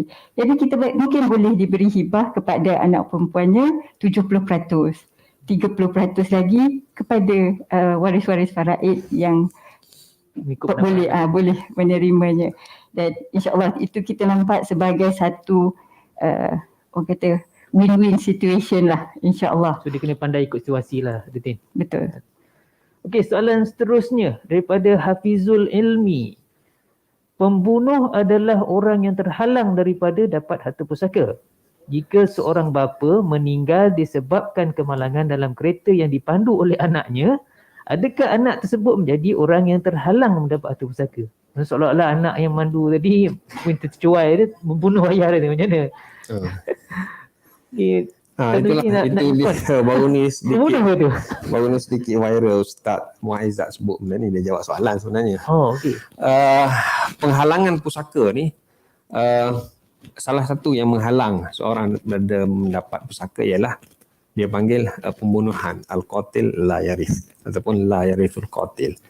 Tidak mewarisi bagi orang yang membunuh. Selain daripada perbezaan agama lah, dia ada perbezaan agama dan waris yang membunuh waris yang lain tu dia terhalang. Dan perbahasan tentang membunuh, istilah dia bunuh, tapi sebenarnya bunuh tu dia banyak. Dia ada bunuh dengan sebab. Itulah yang menjadikan saya suka sebut sebagai penyebab kepada kematian. Dan kalau mengikut mazhab Syafi'i, memang sesiapa waris yang menjadi penyebab kematian kepada waris yang lain, dia memang terhalang. Dalam contoh yang diberi tadi ialah dia bawa kereta, kemudian dia cuai, ataupun orang lain cuai, bukan dia pun, orang lain yang langgar dia, ataupun kalau Ustaz Muaizat dia kata dia bonceng bawa mek dia, kemudian terlanggar bonggol di tengah malam, mek dia meninggal dunia. Jadi dia terhalang daripada menerima pusaka mek dia, adalah mak dia. So memang dalam perbahasan ini mazhab Syafi'i dia strict. Ini pun saya selalu highlight. Mazhab Syafi'i dia memang strict. Sesiapa sahaja waris yang menyebabkan kematian waris yang lain, maka dia terhalang walaupun tidak sengaja.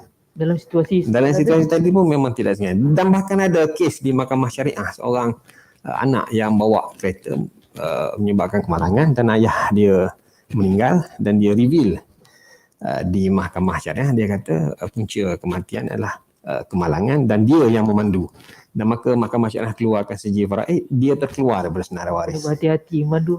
Itu dia panggil kifarah, dia panggil mazhab Syafi'i melihat kecuaian itu, apabila berlaku kecuaian itu, dia adalah kifarah. Dia tidak berdosa.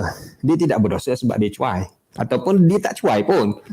Ialah bonggol tengah malam, lubang tengah malam, tak letak tanda ke apa, bukan dia maknanya diputuskan dia tidak cuai dan diputuskan dia tidak bersalah, tapi dia still menyebabkan kematian itu. Bahkan kalau saya pergi lebih detail lagi dalam ulama-ulama faraid, dia sebut contohnya abang dia jadi hakim. Adik dia tu OKT yang melakukan jenayah kita kata senjata api ke apa, maka si abang pun menjatuhkan hukuman bunuh kepada adik dia. Dan adik dia tak ada isteri, tak ada apa. Abang tu adalah salah seorang waris. Abang yang dah hakim pun tak dapat terima pusaka sebab abang dia yang menjatuhkan hukum mati. Sampai tahap tu mazhab Syafi'i bahas. Padahal bukan dia hanya menjalankan tugas, tapi mazhab Syafi'i dia ketat. Kecuali di mazhab Maliki kalau pembunuhan itu tidak sengaja, maka masih lagi mewarisi. Sebab itulah saya sebut benda ni, kerajaan perlu campur tangan. Maka kalau kita nak ikut mazhab Maliki, kita kena buat enaman faraid ataupun akta faraid. Di Malaysia macam mana? Di Malaysia ni kita mesti kena ikut Syafi'i lah. Sebab maknanya pemandu anak tak dapat lah. Kalau dia reveal kepada Mahkamah Syariah akan mengeluarkan dia daripada senarai waris. Kita tak boleh mandu ayah yang ada banyak harta. Dia sebenarnya sebagai tanda berhati-hati ataupun cuma dalam kes yang disebut kepada saya tu, anak tu dia dapat juga lepas tu kemudian sagu hati daripada adik-beradik dia dah. Cuma dia selaku yang orang kata jujur, dia kemukakan benda tu dan Mahkamah Syariah. Sebab tu kalau saya bawa kes ke Mahkamah Syariah untuk sijil faraid pun, memang hakim akan highlight sebab kematian tu. Kadang-kadang kita terlepas pandang, kita just bagi sijil mati. Kadang-kadang kita tak faham doktor tulis benda, dia termah kedoktoran tu, hakim pun tak faham kalau kita tak explain. Jadi kalau melibatkan kematian aksiden ke apa, kita kena explain kepada hakim, ia melibatkan aksiden apa, tetapi tidak ada waris-waris faraid yang terlibat. Dia adalah waris-waris yang lain. Sebab hakim nak tahu benda tu. Sebab hakim nak tak nak bila tidak ada akta, tidak ada statute, maka dia kena ikut mazhab Syafi'i lah, kecuali di Perlis. Perlis dia sebut Ahlus Sunnah Di wal Jamaah. Malaysia, Mahkamah Syariah masih lagi mazhab Syafi'i. Mazhab Syafi'i lah, kecuali di Perlis lah, sebab Perlis dia sebut Ahlus Sunnah wal Jamaah, dia tak sebut So, mazhab boleh Syafi'i. boleh beralih ke mazhab. Kalau di Perlis peguam syar'i kena pandai lah. Dalam kes ini tuan, kita berpegang kepada mazhab Maliki, bla bla bla lah. Kalau lantik saya lah, mahal lah sikit orang. Sebab kita nak bagi kat dia. Sebab Perlis kita ada ruang untuk hujah. Kalau di negeri lain, enakmen tak beragama Islam tu memang Ada rek negeri Perlis ni. memang di negeri lain enakmen tu letak kalau lakiuna prioriti kepada mazhab Syafi'i. Okey. Retin nak tambah? Okey. Okey, ada soalan lagi? Okey, kita ada pemanggil rasanya. Silakan tuan. Assalamualaikum. Waalaikumsalam warahmatullahi. Soalan? Assalamualaikum Cik Ahmad Tamizi. Ya. Ya, dengar. Nama tuan. Tak apa dengar. Nama. Saya dengar. Okey, dengar. Teruskan. Tak dengar. Hello. Hello, saya Okey, dengar. teruskan soalan. Dengar tak? Assalamualaikum. Waalaikumsalam. Ada gangguan sikit.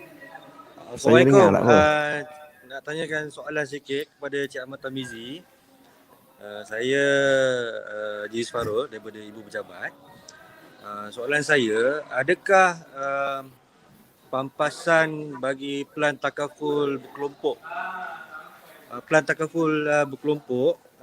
dikira sebagai harta pusaka si mati? Terima kasih tuan. Okey.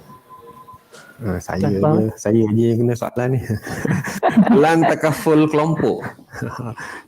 Pelan takaful kelompok ni macam ni. Yang saya fahamnya ialah yang membuat pembayaran itu adalah syarikat.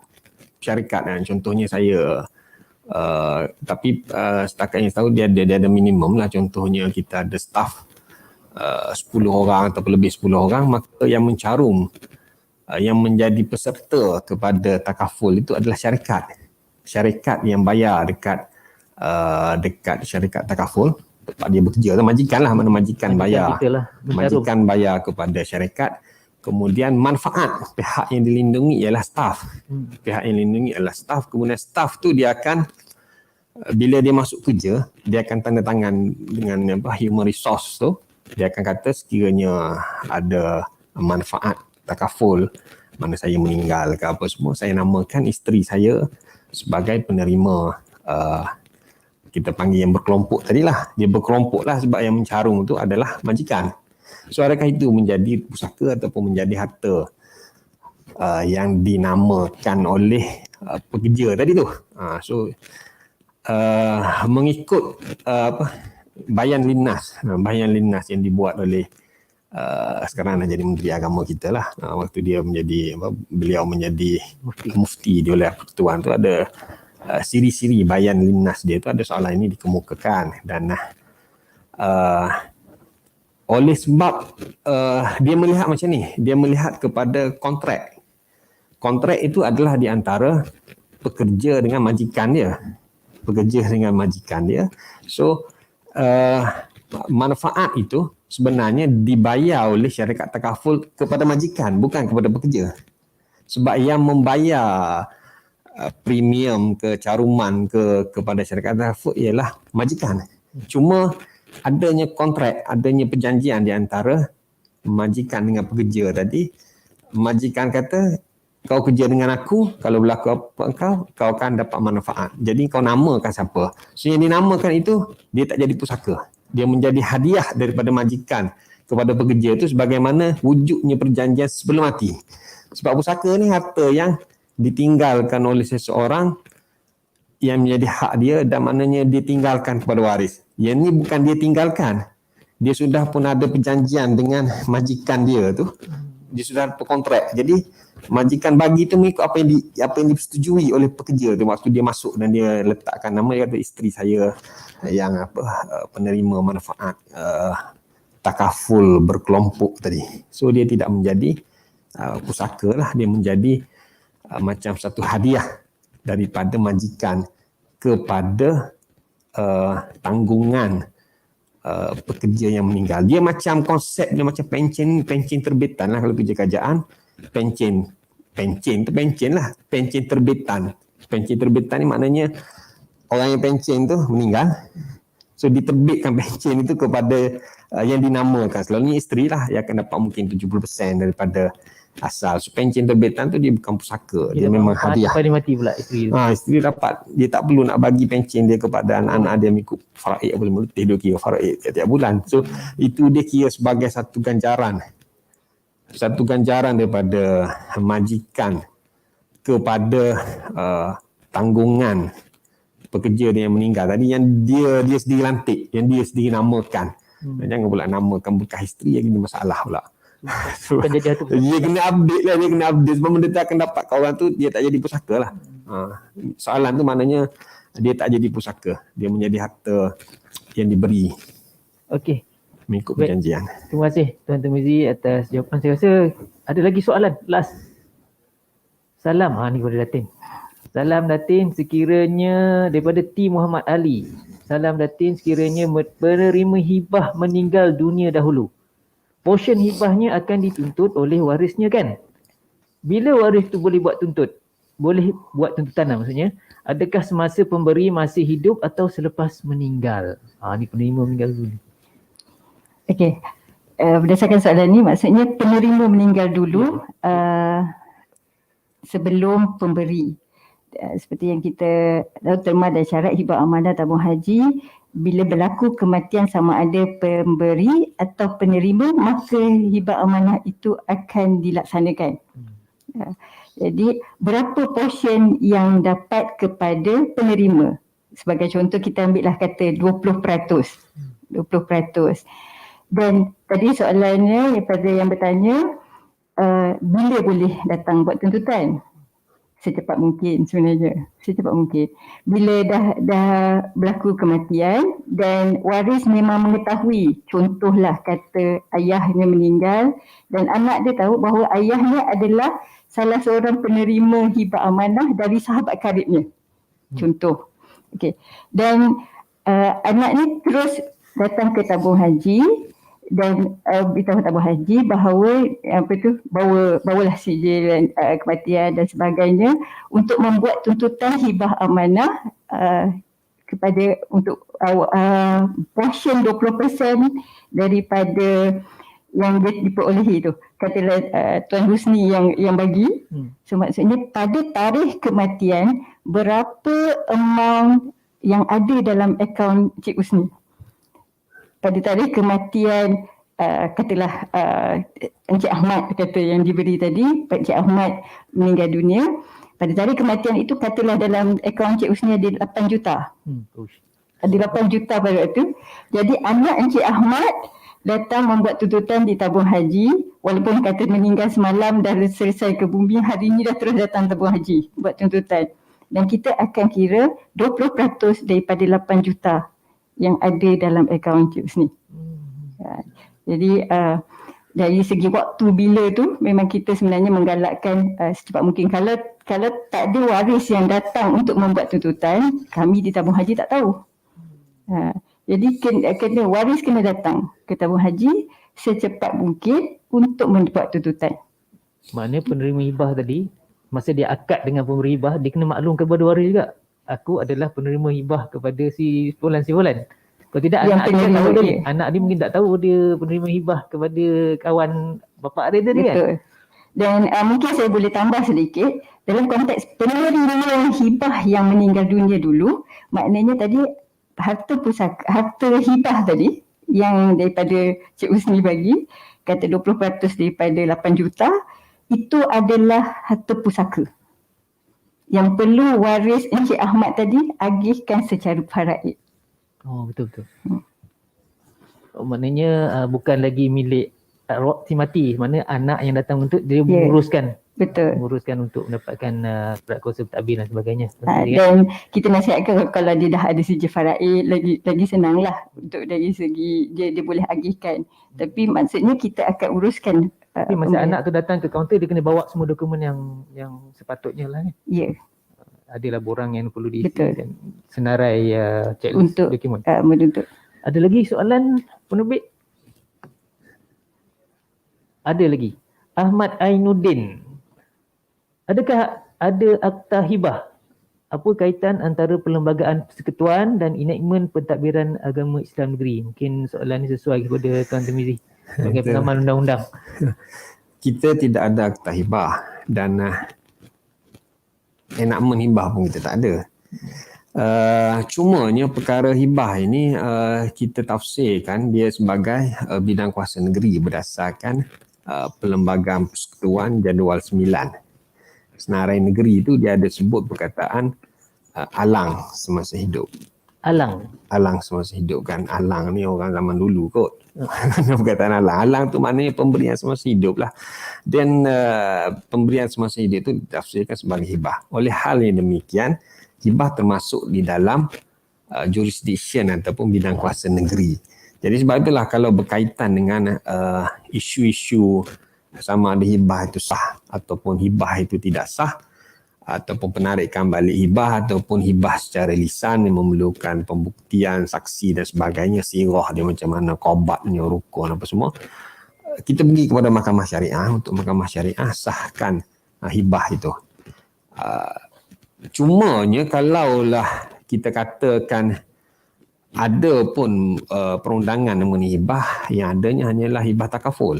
Sebab hibah takaful tu dikanunkan di dalam Akta Perkhidmatan Kewangan Islam jadual 10. Disebut bahawasanya manfaat takaful itu boleh diberi secara hibah bersyarat, ada perkataan hibah kat situ. Jadi kita tak pernah challenge hibah tu kenapa diberi kepada federal. Sebab dia kata itu perkhidmatan kewangan bawah federal. Tapi kalau nak challenge boleh jugalah, Panadol mahal sikit lah. Sebab kan hibah takaful dia bagi kat isteri, jadi ayah dia tak puas hati lah. Sebab menantu tak ngam kan. Boleh tapi tak tahulah menang ke kalah sebab dia bawa Akta Perkhidmatan Kewangan Islam. Tapi ada perkataan hibah. Sedangkan hibah adalah subjek matter negeri. Tapi kalau nak challenge dia akan jadi satu perkara yang Perlembagaan. kita digest the law lah maknanya. Cumanya saya prefer sekiranya kita buat enactment ataupun akta hibah supaya kita boleh tackle isu hibah yang lain, termasuk isu hibah amanah ni lah. Hibah amanah ni pun dia jadi isu sebab dia hybrid di antara hibah amanah, yang mana hibah bawah negeri tapi amanah bawah persekutuan. Jadi hibah amanah tabung haji, kalau saya boleh sebut sikit, dia tak jadi isu sangat sebab kita tabung haji menggunakan hibah mutlak. Macam konsep tadi, kalaulah penerima hibah meninggal, dia jadi pusaka penerima hibah. Berlainan dengan hibah amanah di PMB, amanah saham nasional, amanah saham ini bukan saya nak kritik institusi lain, cuma orang di luar sana kadang-kadang dia perlu faham. Walaupun istilah yang sama, hibah amanah, tapi dia berbeza. Nama penamaan tapi berbeza. Hibah amanah tapi berbeza sebab polisi, different institution, different policy. So hibah amanah di ASN atau SB, kalau penerima meninggal dulu, hibah tu batal. So duit ASN, SB dapat lagi kepada pendeposit tadi. Dia boleh hibahkan pula kepada isteri baru. Tapi kalau di tabung haji, dia dah hibahkan kepada isteri dia meninggal, pusaka kepada cucu dia lah ataupun kepada menantu dia lah. So hibah amanah di tabung haji ni dia tidak ada dia minimum lah dia punya risiko untuk ditentang.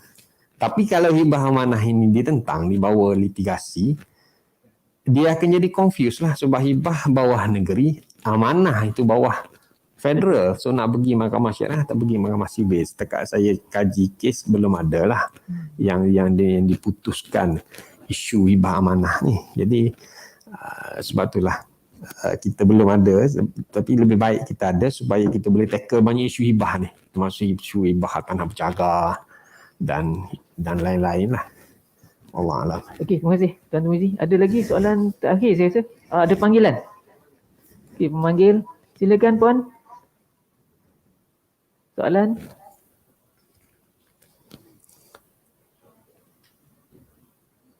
Ya, silakan. Assalamualaikum. Waalaikumsalam warahmatullahi. Saya Azlina daripada Tambuh Haji Teluk Intan. Ya, silakan. Assalamualaikum. Saya Nur Azlina daripada Tambuh Haji Teluk Intan. Waalaikumsalam. Saya nak Silakan bertanya kan macam kita kan ada 4 institusi untuk dapatkan Assalamualaikum. Okey, saya nak bertanya, kan kita ada 4 institusi untuk dapatkan surat kuasa kan? Antaranya Mahkamah Syariah, Sivil. So antara institusi ni yang mana yang dapat mempercepatkan urusan pusaka untuk buat tuan pusaka ni, mempercepatkan urusan pendeposit lah. Itu saja. Sekian, terima kasih. Terima kasih atas soalan. Kita ada sikit masa je lagi Tuan Tumizi, mungkin nak. Itulah. Tuan Tumizi dah sentuh tadi awal. Mana pula yang cepat dia kata? Untuk dapatkan surat kuasa mentadbir untuk uruskan pusaka tu, walaupun 4 institusi sebenarnya 3 saja yang ada kuasa untuk bagi surat kuasa mentadbir, itu sama ada Amanah Raya ataupun unit pembahagian pusaka kecil ataupun Mahkamah Tinggi Sivil. Mahkamah Syariah dia tidak ada kuasa untuk mengeluarkan surat kuasa mentadbir kecuali Mahkamah Tinggi Syariah di Sabah, sebab Sabah ni dia Borneo, dia dapat kuasa daripada Mahkamah Anak Negeri, dia land ordinance Sabah. Kita tak bincang lah. So dia soalan dia cepat tak cepat tu sebenarnya dia bergantung kepada aset pusaka tu. Dia bukan masalah cepat tak cepat. Kalau aset pusaka tu hanya melibatkan harta alih sahaja, tak lebih daripada 600,000, kita pergi kepada Amanah Raya lah. Amanah Raya antara yang tercepat juga sebenarnya, sebab dia simple. Kita panggil pusaka ringkas sebab dia harta alih je kan.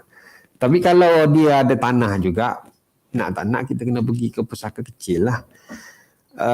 Cumanya contohnya dia ada tanah tapi bawah 2 juta. Sepatutnya yang berbilang kuasa ialah unit pembagian pusaka kecil. Tetapi kalaulah dia nak tunggu queue di unit pembagian pusaka kecil, walaupun bawah 2 juta, dia boleh bawa ke mahkamah tinggi jugalah. Mahkamah tinggi dengan yuran sedikit tinggi lah. Sebab dari segi cepat sekarang praktisnya, sebab soalan tanya cepat. Soalan tanya cepat. Dari segi praktis untuk dapat surat kuasa mentadbir yang tidak ada penamaan. Tadilah yang ada penamaan. Mahkamah lebih cepat daripada unit pembagian pusaka kecil. Bukan kita nak condemn pusaka kecil. Pusaka kecil ni dia tak ramai staff. Dia pun satu unit, dia bukan satu jabatan. Walaupun dia mungkin dalam proses untuk besarkan lagi. Kadang-kadang pegawai pusaka kecil ni dia berkhidmat di beberapa daerah. Hari Isnin dia dekat Pasir Mas, hari Rabu dia dekat Jeli. Walaupun berjiran, dia dekat Tanah Merah dengan Jeli, tapi Tanah Merah Jeli jauh sebenarnya. Walaupun dia daerah yang berjiran. Jadi dia buka mungkin sekali seminggu saja pejabat dia, so jadi lambat. Dia pegawai yang sama. Itu masalah di kekangan atau pencabaran di unit pusaka kecil lah. Lebih-lebih lagi sekarang, saya ingat dia baru nak proses permohonan tahun ataupun awal tahun 2020 kot, sebelum COVID. Sekarang dah 2021. Kalau mahkamah tak sampai sebulan kita dapat date dah. Tapi maknanya kalaulah bawah 2 juta harta yang melibatkan harta tak alih tadi, boleh juga bawa ke mahkamah kalau nak cepat. Tapi yuran dengan sedikit tinggi lah, sebab mahkamah dia prosedur dia 2 lapis. Kita kena buat pentadbir dulu, kemudian barulah distribution order. Kalau di pusaka kecil tu dia lebih cepat sebab kita boleh tu dia dapat borang pembahagian, borang E. Cuma sebab soalan tanya cepat lambat tadi kan, so, situasi hari ni memang saya nampak mahkamah lebih cepat lah berbanding dengan pusaka kecil. Cuma mahkamah tinggi yuran lebih tinggi lah, pusaka kecil yuran lebih kecil. Sebab kita tak boleh nak charge pusaka kecil tinggi, sebab dalam akta pusaka kecil yuran untuk peguam di pusaka kecil tidak boleh melebihi taraf kes di mahkamah magistrate. Sekarang dia ada section 31 tu. Jadi kita tak boleh nak charge mengikut high court lah, sebab dia pusaka kecil. Ada pecah rahsia. Tapi maknanya pecah lubang.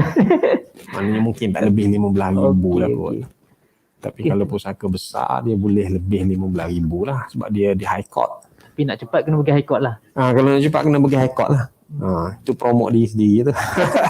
Sebab soalan tanya cepat bukan tanya mahal murah. Okey, terima kasih Tuan Ahmad Tarmizi di atas jawapan. Saya rasa tak ada lagi soalan. Ada lagi? Tak, gulung-gulung. Dan kita rasa kita dah sampai ke penghujung jalan, penghujung rancangan. Boleh kita nak buat conclusion sedikit kepada ahli panel kita, mungkin sedikit daripada Datin sebelum kita, mungkin 30 saat mungkin. Okey dah. Dalam konteks sekarang ni tabung haji kita nak mempermudahkan pendeposit dengan memastikan semua pendeposit sekurang-kurangnya ada penamaan. Jadi kalau kita lihat pada statistik semasa, daripada 5.38 juta pendeposit dewasa yang aktif pada masa ini, hanya 3.4 juta yang dah ada penamaan.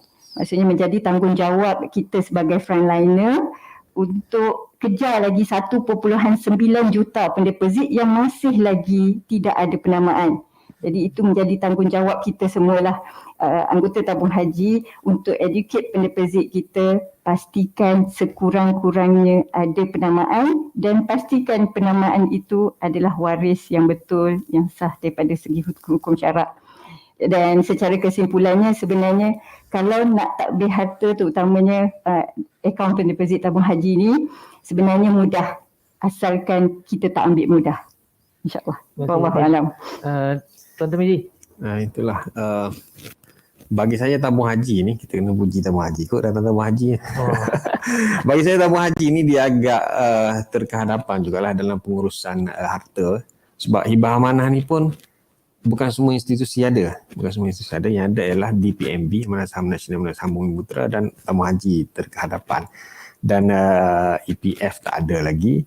Dan semalam pun saya dihubungi oleh Bursa Malaysia. Dia pun berminat mungkin nak buat hibah amanah jugalah. Tapi dia benda-benda macam ni dia bergantung kepada penasihat syariah di setiap institusi. Dia berdasarkan polisi masing-masing. Dan bagi saya perancangan-perancangan sebegini adalah bagus untuk memudahkan pencairan harta pusaka tu, sebab kita tak nak harta jadi beku. So lagi banyak instrumen yang di create inovasi daripada suatu institusi itu lebih bagus untuk memudahkan pentadbiran harta pusaka itulah.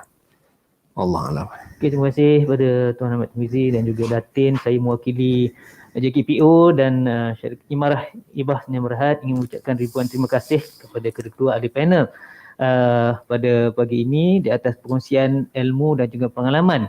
Harapan kita apa yang dikupas oleh kedua-dua ahli panel kita ini dapat dijadikan panduan kepada semua anggota TH kita, sama ada di Ibu Pejabat dan juga di seluruh Malaysia, supaya mudah kita untuk berhadapan dengan semua para pendeposit yang hadir ke kaunter untuk kita berhadapan dengan sebarang pertanyaan ataupun sebarang keraguan yang kita boleh bantu mereka dengan panduan ilmu dan pengalaman yang kita dapat kongsikan pada pagi ini. Selain itu juga saya dengan ini mengucapkan setinggi tahniah dan terima kasih kepada tim produksi BKP dan semua yang terlibat dalam menjayakan slot bicara kita pagi ini. Dan akhirnya saya secara pribadi mohon ampun dan mengalihkan slot bicara pada pagi ini terdapat sebarang kekurangan. InsyaAllah kita bertemu lagi di lain kesempatan. Sekian, wabillahi taufiq wal hidayah. Wassalamualaikum warahmatullahi wabarakatuh.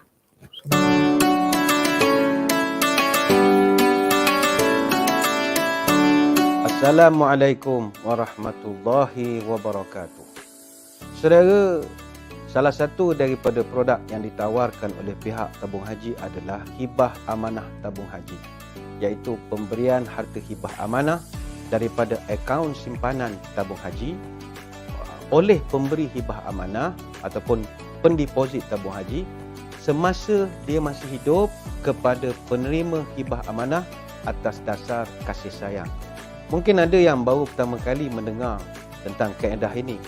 Pemberian ini, dia adalah pemberian secara sukarela, tanpa paksaan, tanpa mengenakan sebarang balasan, tetapi akan dijalankan menerusi proses ijab kabul antara pemberi hibah amanah dan juga penerima hibah amanah.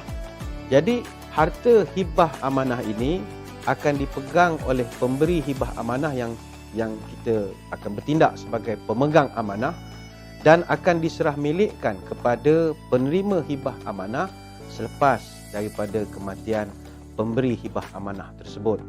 Jadi sekiranya timbul satu keadaan di mana penerima hibah amanah tu pula meninggal dunia pula terlebih dulu, macam mana pula keadaannya? Patutnya kita mati dulu, dia terima. Ni dia pula mati dulu sebelum kita. Maka dia akan diserahkan pula kepada waris penerima hibah amanah. Jadi prosesnya akan ada diaturkan kepada saudara-saudari yang nampak teruja untuk mengetahui lebih lanjut tentang hibah amanah TH ini, boleh terlebih dahulu kalau nak cepat kita muat turun borang permohonan hibah ataupun penamaan ini di portal rasmi tabung haji, ataupun boleh saja terus berkunjung ke pejabat-pejabat cawangan tabung haji yang berdekatan. Alhamdulillah, di seluruh tanah air kita ada 125 cawangan yang bersedia untuk menyantuni pendeposit ataupun tuan-tuan dan puan-puan sekalian, dan banyak kelebihan untuk kita ambil hibah amanah TH ini. Pertama,